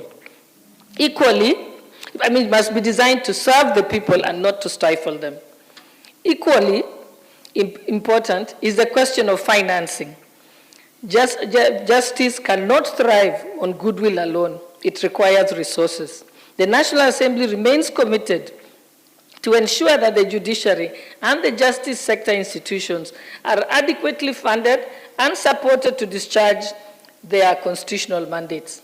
I hasten to add, however, that sustainable financing also demands innovation and leveraging on partnerships with counties, development partners, private actors, and also expand justice to the grassroots. I know that many members of Parliament do use CDF to build courts. And is a commitment that has been made. Is it not Nelson Mandela, our own African icon, who once reminded us that money won't create success, freedom will make it will. Similarly, funding alone, in my humble view, is not the answer. What matters is how effectively we use those resources. The amount notwithstanding, it must be used to transform lives and build a public trust in the justice system. Ladies and gentlemen, the National Assembly stands shoulder to shoulder with the judiciary, the executive, and all the justice sector stakeholders in building a cohesive, transparent, people-centered justice ecosystem. Our goal is not merely to have a functional system, but one that is felt and is trusted by Kenyans. Let us never forget that justice is not abstract. It is implemented in people's lives on a daily basis. As we launch this annual report and the MEL guiding framework, let us not make it a ceremonial event, but call it to action, a call to strengthen our laws, to streamline our regulations, to sustain the financing that makes justice real. And on behalf of the National Assembly, I reaffirm our commitment to support the administration of justice in Kenya together, and let us continue to build a nation where the law is not just written in statutes, but lives in the hearts of our people. And it's signed off by the Right Honorable Dr. Moses Wetangula. Thank you. And just as I finish off the cuff, I think I heard from the Madam Attorney General the challenge of legal aid, but you need to come and make a pre-representation to Parliament. And don't say you want all the money at once. You can do a 5-year program and say that we can have incremental resources provided to it. Because had we started in 2016, you'd be on your feet now. And the teaching, self-representation is important. And let's be innovative. Those are innovative programs. I think that's what I took home today from what you said. But most importantly, let's use every space we have. Huduma centers. Train people who can go to our cybers. Because where does a mwananchi go when they want to do something? They go to either Huduma center or to the local cyber. And lastly, I would like to make a request to Waziri Murkomen that please, for the gender desks, don't put them in the police stations. Take them to the hospitals and dispensaries and health centers. Because if someone is attacked today, where do they go? They don't go to the police station, they first go to hospital. If a child is defiled, you rush them to the hospital. So why take them to the hospital, then go back for a P3 form? because that is causing a lot of injustice. And a victim cannot be taken back to forth. I think we had put in this request before, and we are still waiting to see if that, we are still requesting that do happen. Thank you, and God bless you all.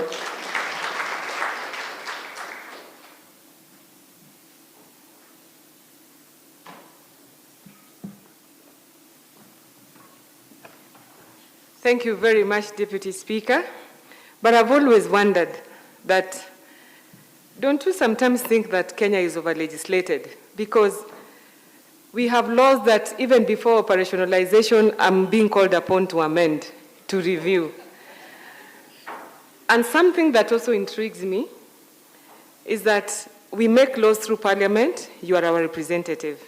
Chief Justice, I've got 50 pieces of legislation that have been found unconstitutional by the courts, and they were made by our legislature. So those are things that will need conversation some other day, and we have over 60 laws that are obsolete. So I think we need a very good partnership between the executive, the judiciary, and the legislature so that we see how we can serve people better. Have we ever known that the heartbeat of this country or of any other country is the Ministry of Interior? The Ministry of Interior and National Administration is mandated to create an enabling environment by ensuring peace and security to the people of Kenya, maintain credible national integration, information systems, promote national cohesion, facilitate administration of justice. So all of us should be going to him to facilitate us, but above all to ensure security and stability. Most of the things that create wars in countries are about religion, about tribes, about age, about wealth. But the Minister of Interior is mandated to make sure that he brings everybody together on a stable ground. It has been said that it doesn't matter how much we develop. If there is no peace, if there is no stability, it is useless. As the Chief Registrar said, justice should be an instrument of peace. And it is only where there is peace is where people can thrive. So to that extent, all of us are in the hands of the Minister for Interior. It is my pleasure to invite you.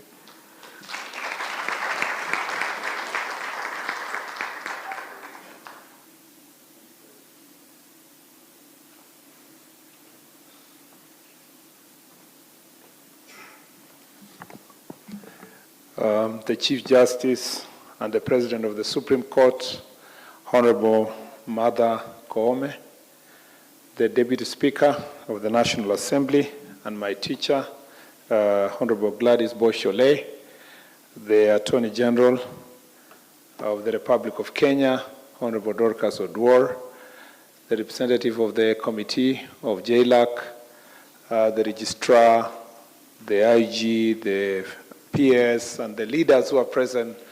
Good afternoon. Good afternoon once again.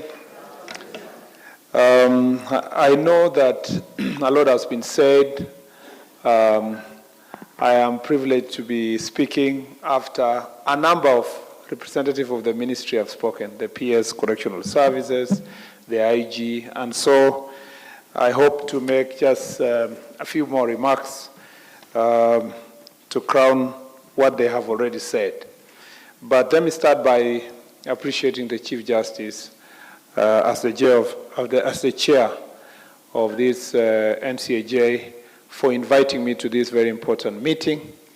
And I believe that in my 1 year in this ministry, actually 11 months, this is my first interaction of this nature. And I hope that in the remaining period of time of service in this ministry, I will have an opportunity to interact even more with you, because that is extremely important in terms of facilitating rule of law. Our arms of government are like the legs of a stool, each critical in its own way, but not useful without the other. The judiciary, the legislature, and the executive should complement each other for the proper functioning of our democracy. Our ministry sits in the core of the justice sector with the National Police Service, Kenya Prison Service, Probation and Aftercare Service, National Crime Research, and the National Crime Research Center being the principal members of the National Council on the Administration of Justice. When the National Police Service makes an arrest, that is just the beginning. The investigations becomes the foundation of the Office of the Director of Public Prosecution and the courts. When a judge delivers a verdict, the Kenya Prison Service, Probation and Aftercare Service take over to rehabilitate and reintegrate offenders back into society. Why do I say all this? I say this today because I want to stress the fact that we are a system of justice. The criminal and justice system are not as separate institutions operating in isolation. We are one system serving the Kenyan citizen from the beginning to the end. When one part of the system stumbles, the whole system feels it and becomes ineffective. When we work together, justice moves forward and works better for the people of Kenya. I am therefore pleased to be here today for the launch of the Administration of Justice in Kenya Annual Report 2024-2025 and the Justice Sector Monitoring, Evaluation and Learning Framework. While this report is a statutory requirement, it also more importantly fulfills our solemn promise to the people of Kenya for justice they deserve. I am glad to see the NCAJ model bringing together everyone, including state institutions, the Law Society of Kenya, and civil society organizations. We need each other. We need LSK, we need civil society to challenge us and to remind us what we should do better. This should not be seen as an interference, but it's an opportunity for us to see as a high level of accountability in our country. This annual report shows us what we have accomplished and what we still need to work. But today's launch on the Justice Sector Monitoring, Evaluation and Learning Framework is equally important because it will help us measure something Kenya are deeply care about, the speed of justice in Kenya, the delivery of justice in Kenya. Let us be honest, Kenyans are impatient, and rightly so. When someone reports a crime, they want the action. When a case goes to court, they want it resolved. When someone serves their time in prison, they deserve a genuine chance at the rehabilitation and a new start of life. In the recent trip we did around the country to assess our performance in the Ministry of Interior National Administration, we called it Jukwaa la Usalama. I realized something very fundamental. The common citizen down there they really don't know what is the role of the police, which one is for judiciary, which one is for DPP, and which one is for the prisons. Prisons, at least, they fairly understand. But for the investigators, the prosecutor, and the judiciary, they confuse all of it, and they want government to serve them. In fact, they do not know. Sometimes when you arrest somebody and they are released the next day on bail, they quickly blame the police officer. They say the police officer is very corrupt. That person was released immediately, and that they must have paid a bribe. When they are presented before court and they are entitled to bail, for many of them, they think that as soon as someone is presented before court, today they will be incarcerated, and the rest of the decision, they are not entitled to any bail. So they will be remanded until the day they are convicted. And they wonder why this is being debated. So at the end of the day, when someone is taken to court and then they are released on bail and they come home, the first thing they do is that this government is corrupt. And they do not know the Chief Justice. They only know that the government of William Ruto is corrupt. It has nothing to do with the judge. It has nothing to do with so they know only one government and one country. And I think this is the reality. I mean, sometimes we are lawyers, we are, speaking a lot of good English in courts and in such fora, but the reality on the ground is that people do not know the so-called separation of powers. Important as it may be in terms of functioning, they know that we are one government, one country, that they expect justice from us. And therefore, this should really, really be a basis for all of us to come together. When the Judicial Service Act speaks of efficiency and effectiveness, these are not just buzzwords. They mean delivering results quickly, meaning speedy investigations, prompt trials, and effective rehabilitation. This is because delayed justice is not just only frustrating, but also very dangerous. The rising cases of mob justice is basically as a result of frustrated population, that they want justice immediately and soon. And so it is very dangerous for law and order and for the well-being of the country. If they feel that justice system doesn't work, they become impatient. And then you see rising cases of mob justice across the country. In fact, I dare say some of the mob justice cases are actually encouraged by the police, and I am admitting from a point of knowledge, because the police will tell the citizens, you think you will get justice? This thing will drag in court for another 10 years. Tafuteni njia ingine bwana jiokoe. And njia ingine, they don't say it, but they are actually encouraging that if you can sort this matter, then it will be better. In fact, in most cases where people are arrested, taken to court, they are released, they are taken to court, they are released, there are high chances that the police actually will be probing the public to say, do something. And then they will come back and do investigations. And when you tell them, when will they, when you ask them what is the status of this matter, they say investigation is still ongoing, which is the statement I read every time I go to Parliament. And the most repeated statement is investigations is still going on. So it is important to expedite processes of justice. Otherwise, it can destabilize a country and it can lead to a disorderly nation. When cases drag for years, public confidence in the justice system is eroded.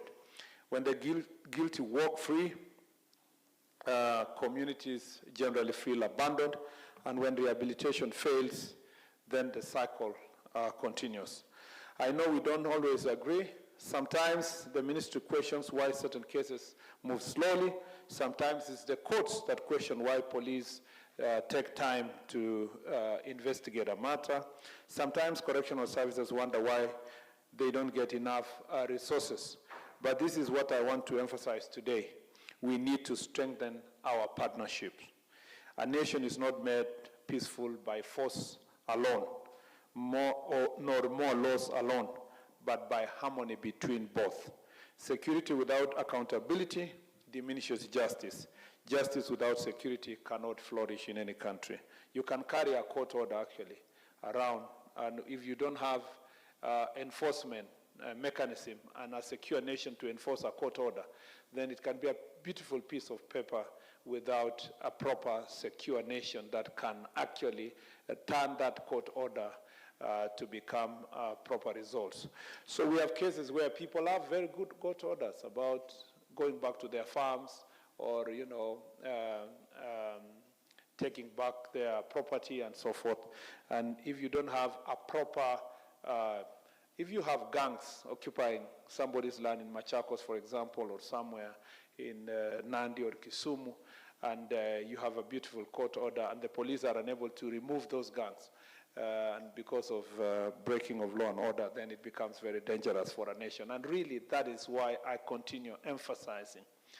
I wonder, there used to be a principle in first year law class, especially Constitutional Law 101, that a judge always is alive to the circumstance they face, and therefore they take what is called judicial notice. And it's assumed that judicial notice doesn't have to be brought up by any lawyer or a litigant in court, the judge should just be alive to the fact that, because we live in this society, if there is a flourishing of the many gangs in the country or people burning property, you don't need anyone to alert you to say that if you release this person back to the society, there is a fear that the particular situation will continue. So judicial notice is also very important. And it's also important to just know what's happening around, And you can only know that if we can talk. It doesn't have to influence your decision per se, but it helps you to make sure that you have a role beyond just making pronouncements. You have a role to ensure that the society is safe. I don't want to, let me just say this. I learned one thing, Madam Chief Justice, let me say this, that politics is the most hardening profession. Very. In fact, if you want to hire a very hardened person to do a very difficult job, just get somebody who has ever been elected before and survived an election. In fact, if they get re-elected, the better. And that process, once it hardens people, you can handle anything. I found sometimes that because judges and advocates and journalists are fairly shielded from criticism on this part, they are the most sensitive people. The slightest of criticism of an article that has been written by a journalist, they become extremely irritated. If you criticize a judge for his decision, it is always considered the worst sin. In fact, it is almost considered that you are interfering with judicial independence. But we get criticized all the time, caricatured, our children are mentioned, people say that we will visit them, Anguka Nayo and all that. And we keep just, moving and moving. And I think that, I hope that there will be a training somewhere that can help the other arms of government to go through this same process so that we can all of us accept to sit together and critique the decisions we have and we make so that we can make our country a better place. So when we identify problems, let us approach them as partners. Police reforms must continue to emphasize service, partnership, and professionalism. An efficient police service makes the entire justice sector more efficient. But that efficiency starts with how officers treat citizens at the first point of contact. There goes, and also that goes with the courts. Quick, well-reasoned judgments don't just resolve individual cases, they also help deter future crime and send a message that justice works. An effective correctional service that actually rehabilitates offenders prevents tomorrow crimes today by breaking the cycle of repeat offenses. Ladies and gentlemen, as you may be aware, we ended our national wide security and service delivery dialogues known as Jukwaa la Usalama. To make just three, I just want to make very, very few remarks or lessons that we learned from this process. Number one is that we cannot survive or operate in isolation. We cannot continue protecting our turf. In fact, Chief Justice, I think we need to amend, even though the Attorney General said that we have too many laws, we need to amend the National Council of, the Principal Act, which is the Judiciary, what's it called? Judicial Service Act, yes. The Judicial Service Act, Section 37, or prior sections, I think 35. We need to, the court users committees need to be strengthened. I realized from the Jukwaa la Usalama that some of the problems that are bedeviling the nation is because at the county level, and I dare say even at the sub-county level, there is a very poor interaction between the security, the sub-county security team or county security team, the judiciary, and the DPP. And sometimes the back and forth is because the DCI officer who is doing the investigations, there's a DPP sitting somewhere waiting for the file, and then, there is no interaction, there is no conversation. Then the matters go to court, and because there is no general conversation around with the magistrates, there is a dysfunctional system in the county. But I found it very interesting in a place, for example, in Vihiga, where people are praising the magistrate, that we are working together with the magistrate, and we've been able to reduce cases of gender-based violence, especially defilement in that particular place. And in some areas where the court users committees are working, the delivery of justice is really wonderful. Part of the reasons why people are refusing to work together, you will shock you. You will find in our ministry, the chiefs are supposed to work with the OCS, but they refuse to work together. And we found in one of the counties, I think it was Kakamega, in a place in Butere, that the chief says the real reason why they're not working together is not because of even their big persons, no. Because you work in silos so that you collect your bribe independently, you know? So if they end up working together, you know, so everybody's saying, I'm the one who is in control. You know, I'm the one who's control. If the police officer, the OCS is telling the chief, telling the brewer of the illicit, whatever, changa and so forth, illicit alcohol, he's telling them, don't worry, that chief has no powers. Wewe tu akushike, akulete hapa, I will release you, you know? Because he knows, so he's telling this one, don't pay the chief. Just pay me, I will, and allow the chief to bring you here, I will release you, you will go. We also found in some cases that it is the DPP wants the DCI to continue struggling at the corner there on his own, and then when he brings the file, because the DPP officer at that level has been compromised, he will not approve prosecution. So no matter what the DCI has done, even if he has done a very good job, the DPP is not approving. Meanwhile, in some cases, the magistrate has already been compromised on the other end, even if a matter comes before court. So some of the reasons why people are not sitting together is because if they sit together, there will be greater accountability and corruption will be dealt with. And I think it is time we need to strengthen the court users committees and bring them together so that we can resolve problems that are affecting the people of Kenya. And the IG will tell you, there was a time the administration police officer and the National Kenya Police Service officer were not working together. But when him and his team tried to push them to work together, there were greater results and so forth. And they learned from how the DIGs at the national level are working together. Now, those people, the court users committees at the devolved units down there will not work together if they think the Chief Justice cannot see eye to eye with the Speaker of National Assembly or with the President or with the Minister of Interior and so forth. So we need to sort our problems here so that they know down there that accountability, we expect accountability from them down there. And that's the same. If the IG is not seeing eye to eye with the chair of IPOA, there's no way the police officer down there will cooperate with the IPOA officers during investigations, and the same. So we need to foster close working relationships. Number two is that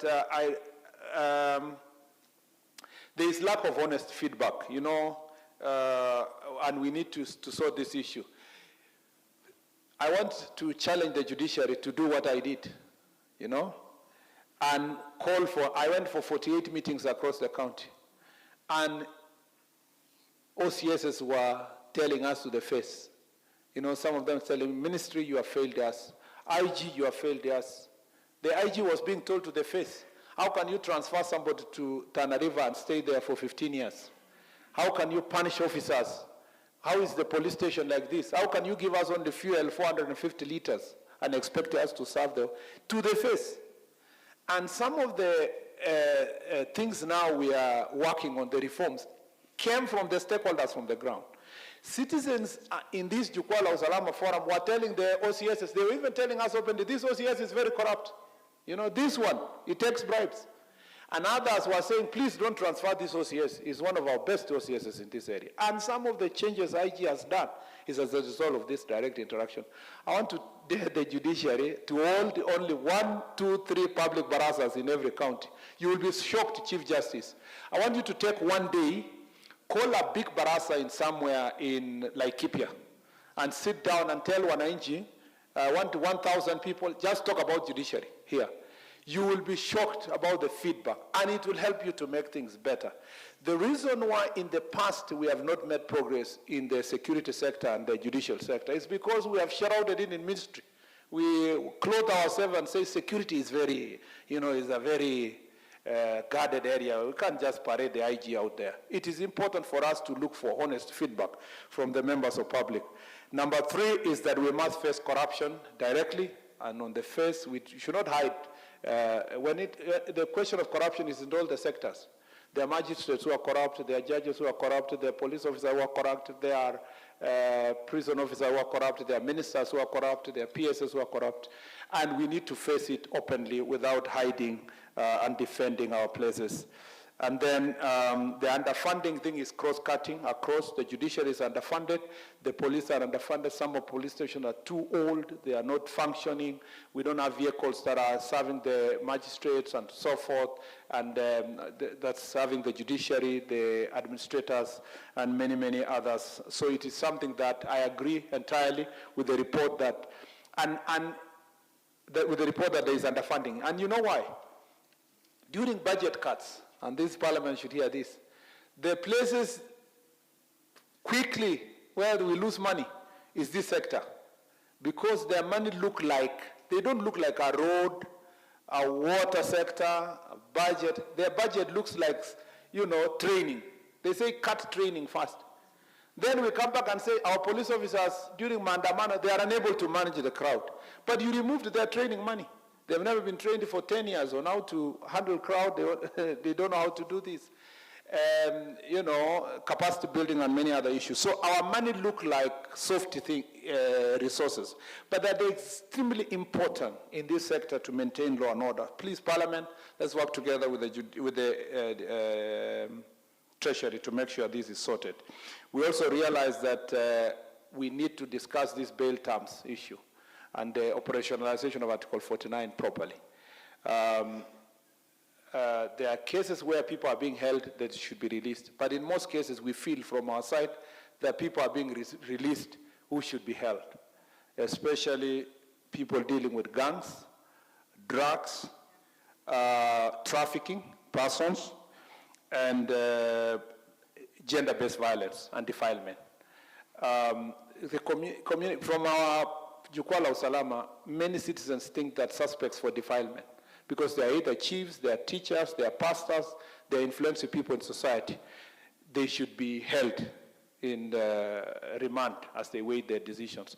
And I think this is a discussion the judiciary needs to apply their mind, especially when it's drugs and it is, I'll conclude one more, but let me say this story. ACC, which is Assistant County Commissioner, previously a DO, told us in Murkomen that they arrested a serious drug trafficker, took him to court. The public were very happy. They even praised and celebrated the administrators and the police. But the next day, the magistrate, I think, sentenced to community service, the suspect to community service. And then, you know what happened? He was posted to come and work around the ACC's building. So when wananchi passed around, they said, kumbe ule mtu tulishika, huyu anaenda kupigia chakula huyu dio kwa kwake. They never understood that they were serving community service. It's something we need to discuss and work on. And lastly, digitization is a sector that many Kenyans really appreciate. The judiciary want to congratulate you, Chief Justice. You are ahead of the rest. And that's why we are working very hard in the prisons. We lost lives in between the road between Baragoi and Maralal because prisoners were being taken to court in a situation where perhaps if it was a virtual court, we would have avoided because the road was already dangerous with bandits on the way. And it is important to note that digitization will make a big difference. We're working with the police service to make sure that we have digital OB, the instant finding system, and so forth. This is a subject that also this committee should work on. I think if I continue reading this page, I'll take too much time, and you will not like me on my first day. Let me say that I'm very happy to be here. I look forward to a stronger partnership between this ministry and yourselves, and let's work together.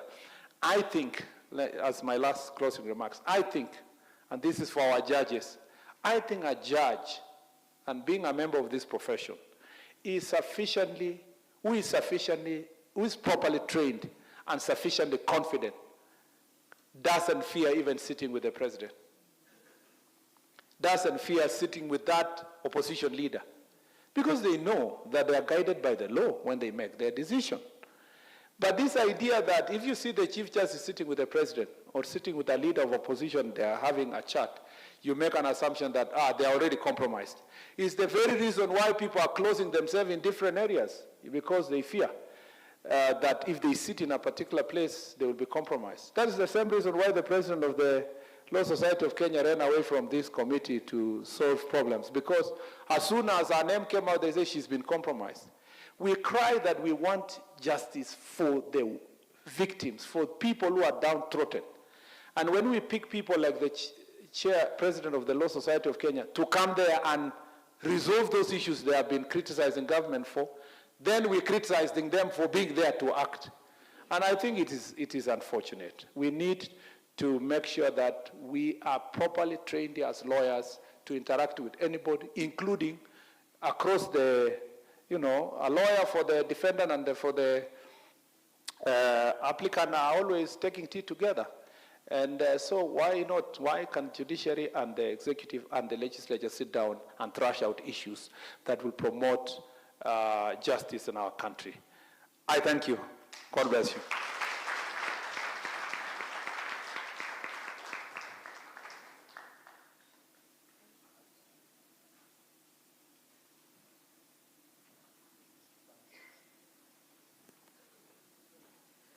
Distinguished ladies and gentlemen, did you know that the NCAJ was established in 2011 under Section 34 of the Judicial Service Act? It was formally launched on the 11th of August 2011, and it provides that the Chief Justice shall be the chair of the NCAJ, and it is for a reason. The Chief Justice is the head of the judiciary. She is also the head of the NCAJ, and she's the chair of the Judicial Service Commission.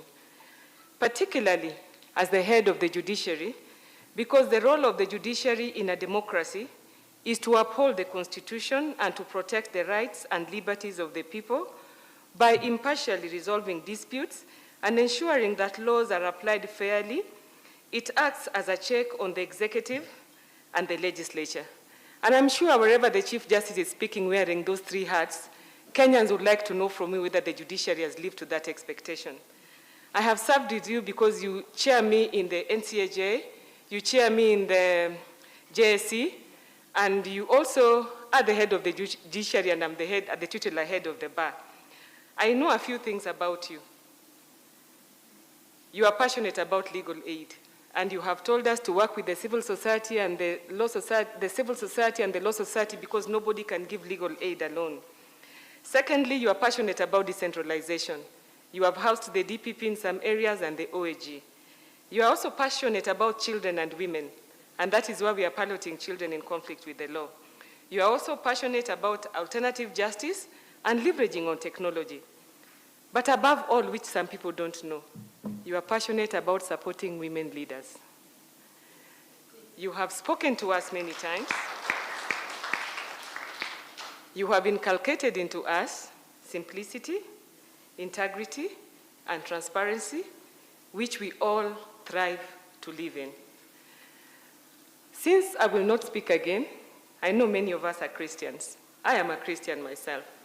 And every day I wake up, I ask God to help me to endeavor to honor him by the choices that I make. And I'm sure you do the same. Welcome, CJ.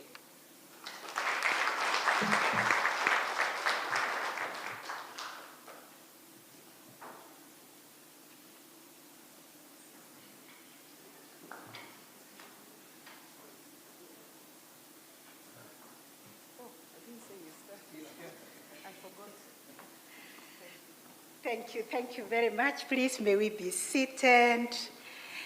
Thank you, the Honorable Attorney General, for that very kind introduction.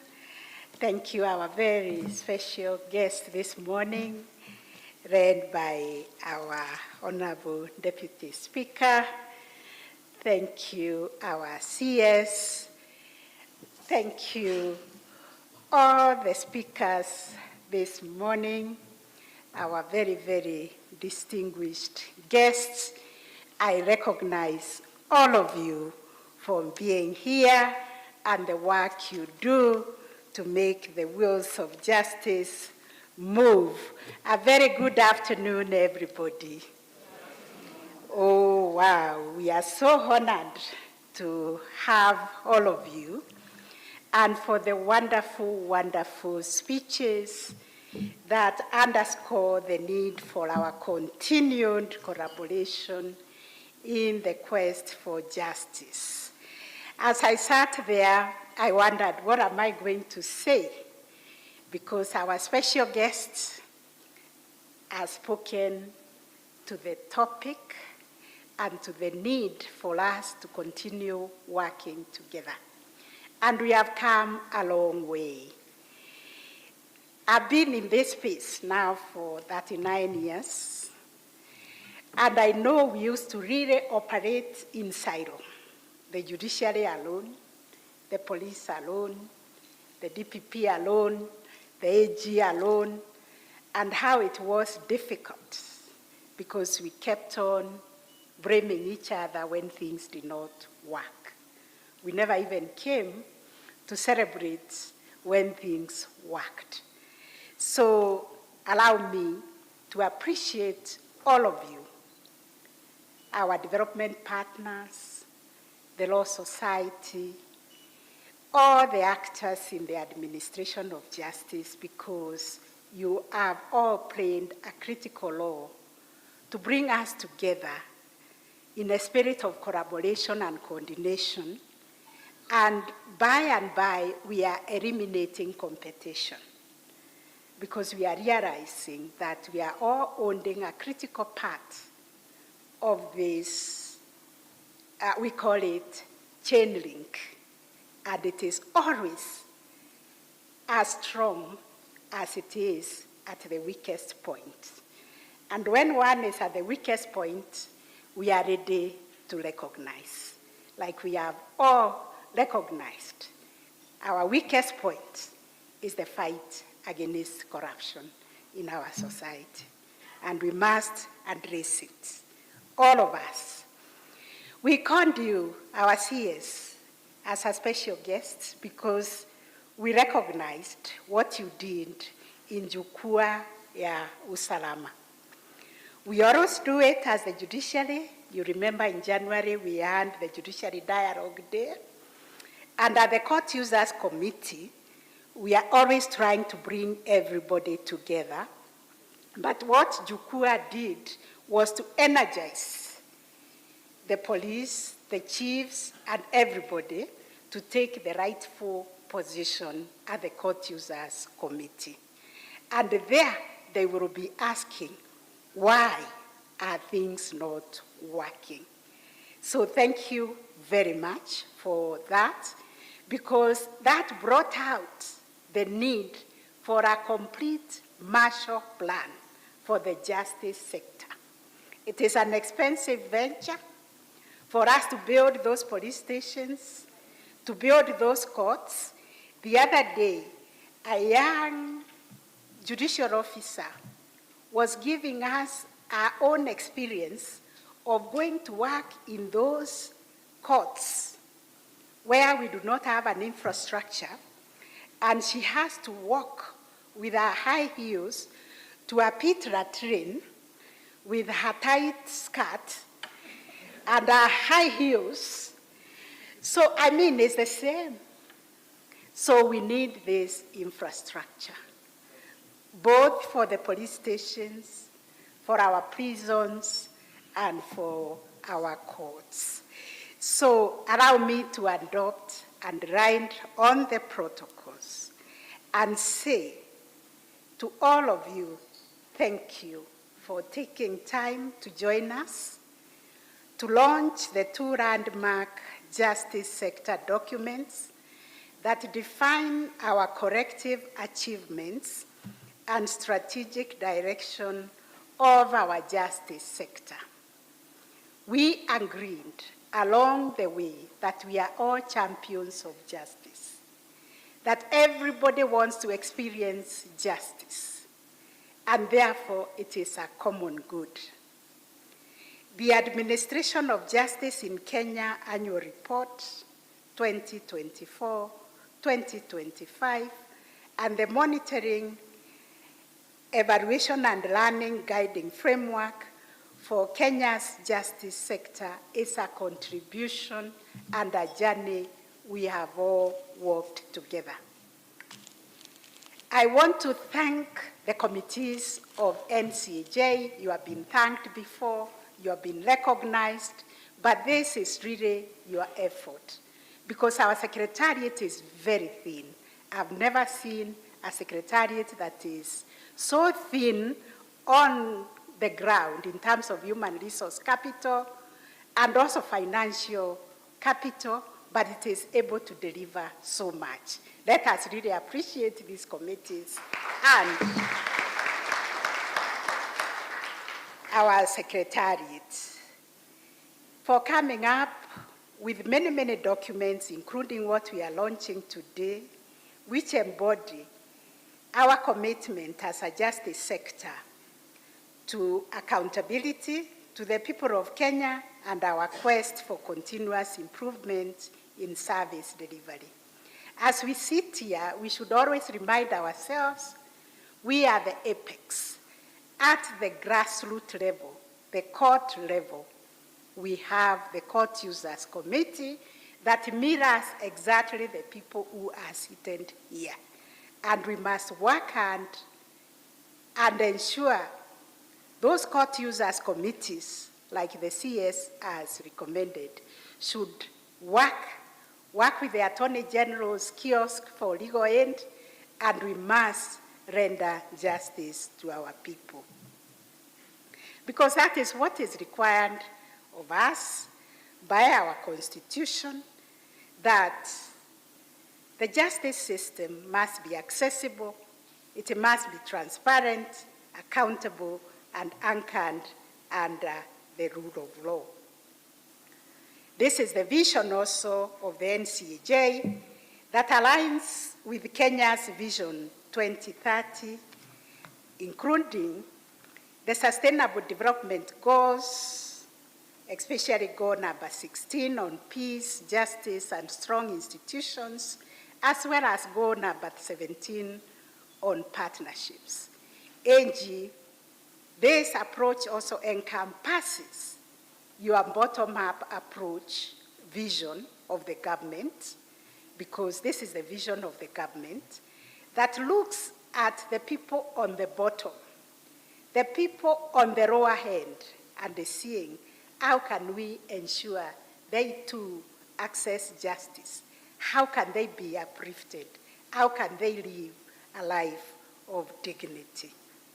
So for this, we are all together, because what we are looking at is a framework that reminds us that we must be fair, we must be inclusive, and we must be accountable so that we can maintain social stability and we can promote economic growth and foster sustainable development.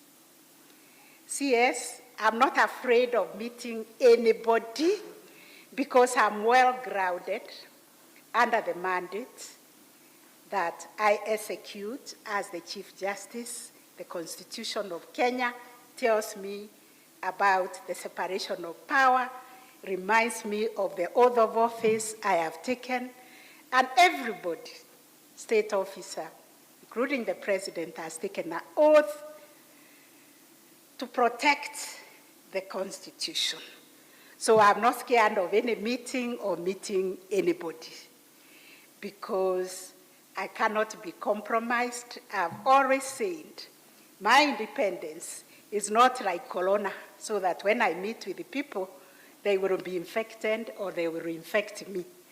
We are going to be speaking about the administration of justice, what it is that we can do to strengthen the cogs of justice and the wheels of justice. So anytime, please call us for that meeting as NCAJ. We will come with our agenda, and we will even want to share these reports with the executive, with the legislature, and with the entire Kenyans.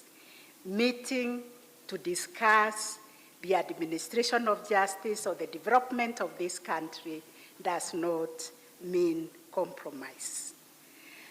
So for us, we have to continue with this partnership between all the actors, state actors and non-state actors, as well as our development partners in prioritizing justice delivery as a driver of societal development, peace, and security. I meet everybody. I've met development partners, and they have told me they are here to represent the interests of their countries. And none of them is here to report on a failed state. They all want to report on success. So they have come to support us so that Kenya can be a success story. Kenya can be a case study for the rest of the continent where they come for benchmarking. And indeed, I have received in the judiciary many, many delegations coming to benchmark on one thing or another, including this collaboration within NCAJ, because they are wondering how they can have the court users committees, how they can have a children's month like we are in today, thinking about the children in the justice sector. How can they have a strategy that deals with the vulnerable, the SGBV and the children? So we have many good best practices to share, and we are so grateful for our development partners because they have continued to encourage us. So among the notable achievements for the last financial year was the development of 2 pioneering frameworks that advance integrity and sustainability within the justice sector. We want to remind ourselves of these 2 very, very pioneering frameworks: the Anti-Corruption Strategic Guiding Framework for Kenya's justice sector. For us, this marked a major milestone in the sector's collective resolve to combat corruption and economic crimes. The framework provides for a coordinated multi-agency approach for justice sector institutions to prevent, detect, and respond to corruption and economic crimes. This guideline aligns with the National Anti-Corruption Agenda and seeks to strengthen the integrity of our institutional systems, to enhance transparency and accountability in the justice delivery, and promote ethical leadership across the sector. Through this framework, NCAJ has reaffirmed that justice institutions must lead by example in combating corruption and upholding integrity as a means of enhancing public confidence in the sector. I am always asking myself, what can we do to stop Kenyans from giving a bribe? Because we have laws that criminalize corruption, bribery, and all that. We need a national conversations with Kenyans so that we can come to an agreement in one accord that Kenyans are not going to give a bribe, and when they are asked for a bribe, they are going to report it as a crime. My mind goes back to when, in 2003, I think, when the NAC government came into power. And Kenyans themselves took it upon themselves to arrest those bribe-asking police officers on the road. And how I yearn for such a moment when Kenyans themselves will say no to corruption. So we as the justice sector must also implement that guideline and say no when they bring to us a bribe. That is what we are trying to do as the judiciary. It's a difficult conversation, but I have told the courts, before you start a session, have a daily briefing, and part of the daily briefing is to tell the members of public that this is a no corruption zone, and what it means is that the judiciary is implementing a zero tolerance to corruption, and no one is supposed to give or ask for a bribe. And because we know there are so many brokers who hover around the court, saying they have been sent by the magistrate, they have been sent by a judge, it reached a point where they even sit in court, and they already know the defendant and the plaintiff, and they approach both of them to give them money so that they have a favorable decision. And whichever way it goes, if it goes for the plaintiff, they return for the defendant. If it goes for the defendant, they return for the plaintiff. That is how low we have sunk as a country. And therefore, colleagues, ladies and gentlemen, we have to say no to corruption. We have to cleanse our institutions and say we are all implementing a zero tolerance to corruption. The second strategic guiding framework that we launched this year was the greening the justice sector, and thank you, Correctional Services, for what you're doing. Thank you, everybody, in what you're doing to preserve our environment, because it underscores the justice sector's recognition of environmental stewardship as a pillar for justice and as a connection to our future generations.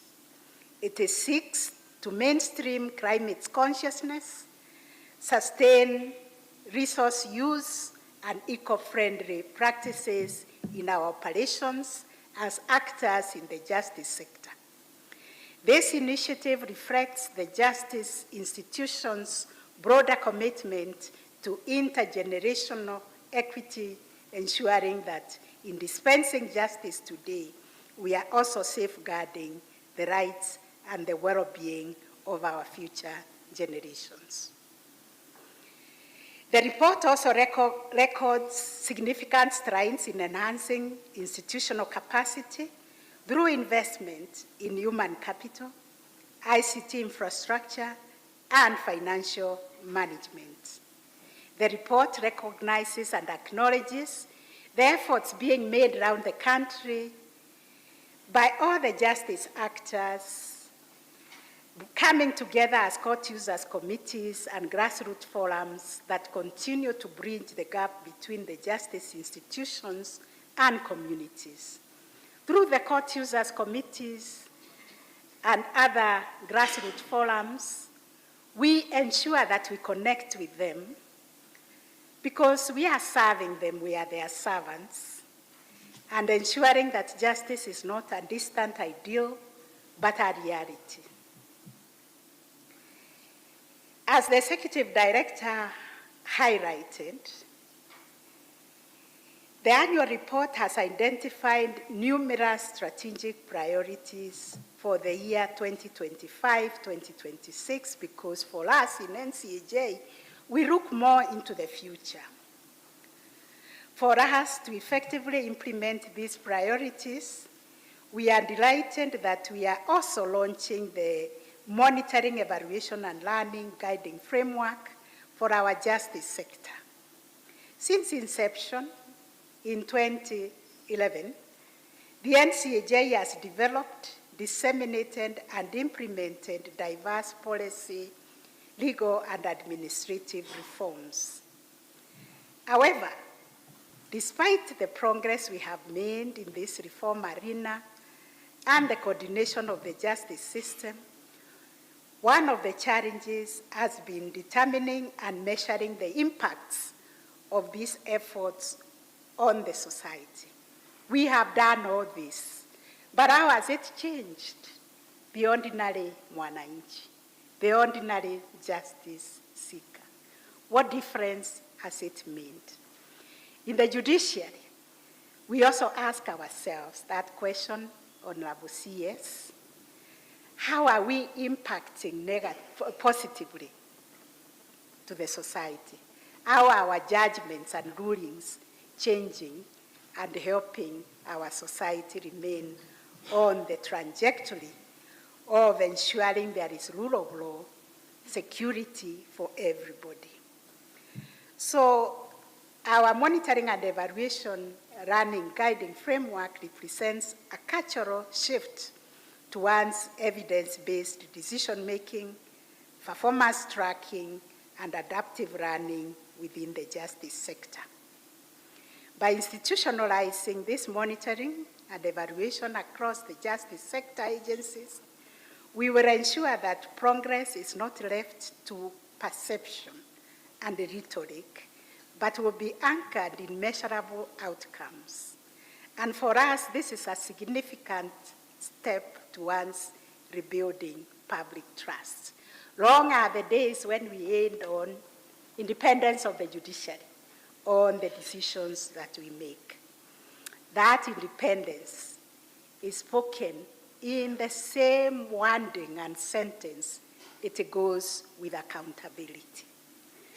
So looking ahead to the year 2025-2026, we at NCAJ remain committed to deepening reforms and consolidating our achievements and working together to support each other. We have very little resources in the judiciary, especially for legal aid, for our pro bono briefs. But Honorable Attorney General, we have said we are ready to give you that budget which comes to the judiciary so that you manage the pro bono, the legal aid services also in the judiciary. Because we appreciate that is your mandate. We just came in to fill in the gap when the legal aid was not working. Now that you have operationalized it, please, CRJ, transfer that budget to her and let her administer pro bono and the entire legal aid services, because that is your mandate. So our strategic priorities will include, among other things, upscaling the fight against corruption, and this I'm happy to note. The IG also, my brother, you are able to launch the anti-corruption committees within the police stations. It's a good step. Let us start somewhere. Digitize the OB so that we know the people who are being taken to the police station, they are recorded in the OB, which we can all track. And soon, you're also going to have a policy on the decision to arrest, like the ODPP, as a policy on decision to charge. We are talking about accountability, isn't it? So we are making some strides, and we are happy about that. We are working on the NCAJ bill, Madam Deputy Speaker, and I want to thank Ms. Jedida Waruyu, who has helped us to fast-track that bill so that NCAJ can stand on its own. I can assure you, where we stand under the JES Act, NCAJ, we don't even have a budget. The little budget you give to JSC to run the entire JSC is divided between JSC, NCAJ, and Kenya Judiciary Academy. But thanks be to all of you, our partners, we've been able to get this far. Madam Jedida Waroyu has worked very hard with the committee that is looking at the NCAJ bill. And I now urge the leadership of the National Assembly present to support us to have that bill passed so that NCAJ can have its own budget, can have its own structure and system that can be able to support all this work of coordination. When I look at the NCAJ, I actually see a ministry, a whole ministry on coordination. So, but without a budget. So please, National Assembly, also please consider, like Honorable Mogaka said, to pass the recommendations that we made on the Penal Code and the Criminal Procedure Code, which were already submitted for consideration by the National Assembly. This will help us. I don't want to go there. You all highlighted. These are colonial relics carrying some of these offenses which are so burdensome to us as a country and also to the people of this country. So as we move forward, we will continue to enhance digital integration. We will continue to promote interoperability of ICT systems. We are willing, as we accommodated Uadilifu and our ODPP, we are willing to accommodate the Attorney General and even the police, the prisons, and everybody so that we can harness our data to facilitate coordinated, efficient, and transparent justice processes. I also urge all the justice sector institutions to enhance their own M&E functions for effective implementation of this sector's guiding framework. Fortunately, the guiding framework tells us what we need to do in each of the sectors. And to conclude, our collective vision is to nurture a justice system that is people-centered, that is transparent and is transformative. One that upholds the rule of law, protects rights and freedoms, and contributes meaningfully to national unity, peace, and prosperity. This is indeed the essence of a justice system that is provided for in our Constitution and has been reinforced by our strategic and global commitments. I take this opportunity to express my deepest appreciation to all the NCAJ member institutions, the NCAJ Secretariat, the working committees, the court users committees for their handwork and collaboration. We were criticized one time that NCAJ is heavily leaning on the judiciary, but we welcomed everybody. That's why we have the DPP as the vice chair, and we have the council members who are ends of the institutions. But this is by the design of the Court Users Committee that is run by the judiciary that generates all the issues that we deal with. At NCAJ, we always say the more the merrier. Everybody is welcome at the NCAJ. And as we move forward, I urge all the justice sectors and actors, both state and non-state, to sustain this momentum. Let us continue to resource and implement the priority programs outlined in the report and also in the MEL framework we are launching. Let us also embrace innovation, learning, and shared responsibility as we work towards a justice system that reflects the aspirations of every Kenyan. I thank all of you for your unwavering dedication to justice, and to the people of Kenya for giving us this opportunity to serve them and be of service to them. May our shared efforts continue to build a just, peaceful, and prosperous nation. I thank you all, and God bless you.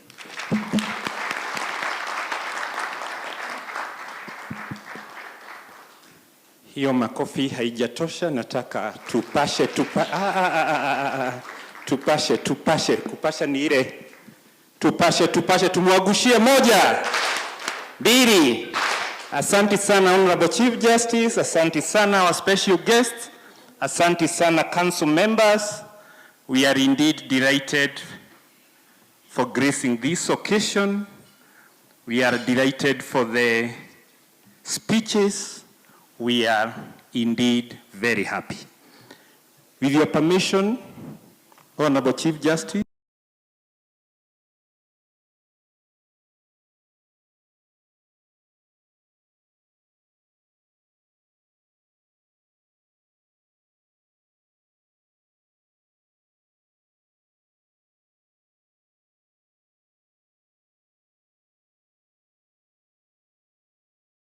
and then we'll take 3 photos. The photos will be, 1, all those who have spoken today. Number 2, council members and partners will join the second photo. And then number 3, the team that has prepared the report joined by NCAJ Secretariat. So with your permission, Honorable Chief Justice, I will request you to step forward, and I will also request someone to assist me in moving this podium out of here.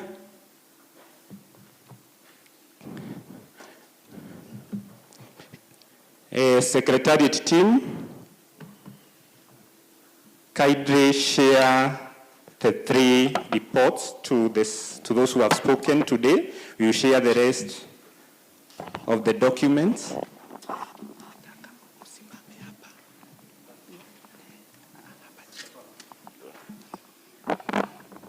All the speakers of today, the CS, Deputy Speaker, kujeni hapa tafadhali.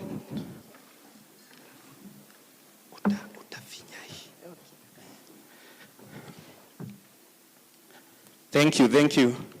Tupige laini hapo. I was trembling when I was holding that gadget. I have given the Honorable CJ nisifinye kimakosa, and then we launch. And I was thinking she will instruct the Inspector General I be arrested, but I'm lucky today. Wale wameongea wote tusimame hapo nyuma.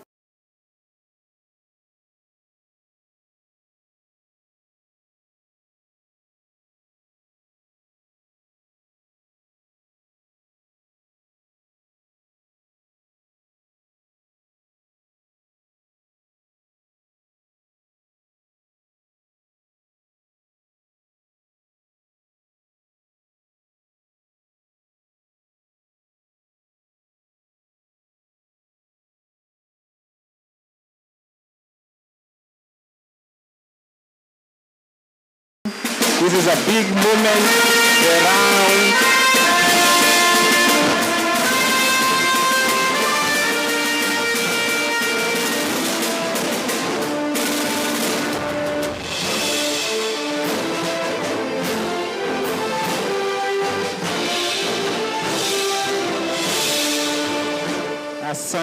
Asante. Ladies and gentlemen, it is now time to go and implement the priority programs. It is time to join hands, enhance collaboration and partnership. We have the annual report, which outlines priority programs for the justice sector and the monitoring, evaluation, and learning guiding framework to support their implementation. Going forward, let us endeavor to ensure that justice is people-centered. Asanteni sana kwa unyenyekevu. Nitaomba tusimame hapa mbele chini ndio tuanze picha ya kwanza. Secretariat team tuweze kuwapea vitabu, ni vitabu 3. Sijui kama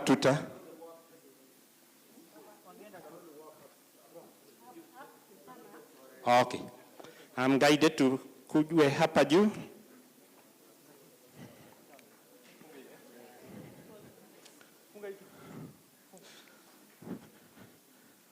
Someone to assist with the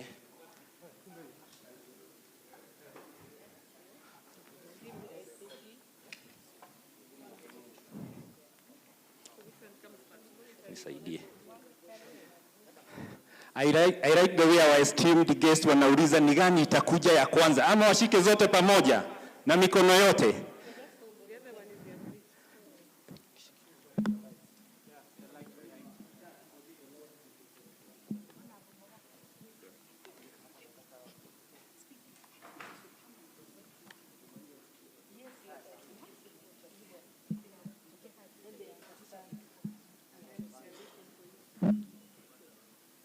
Tell us when you are ready.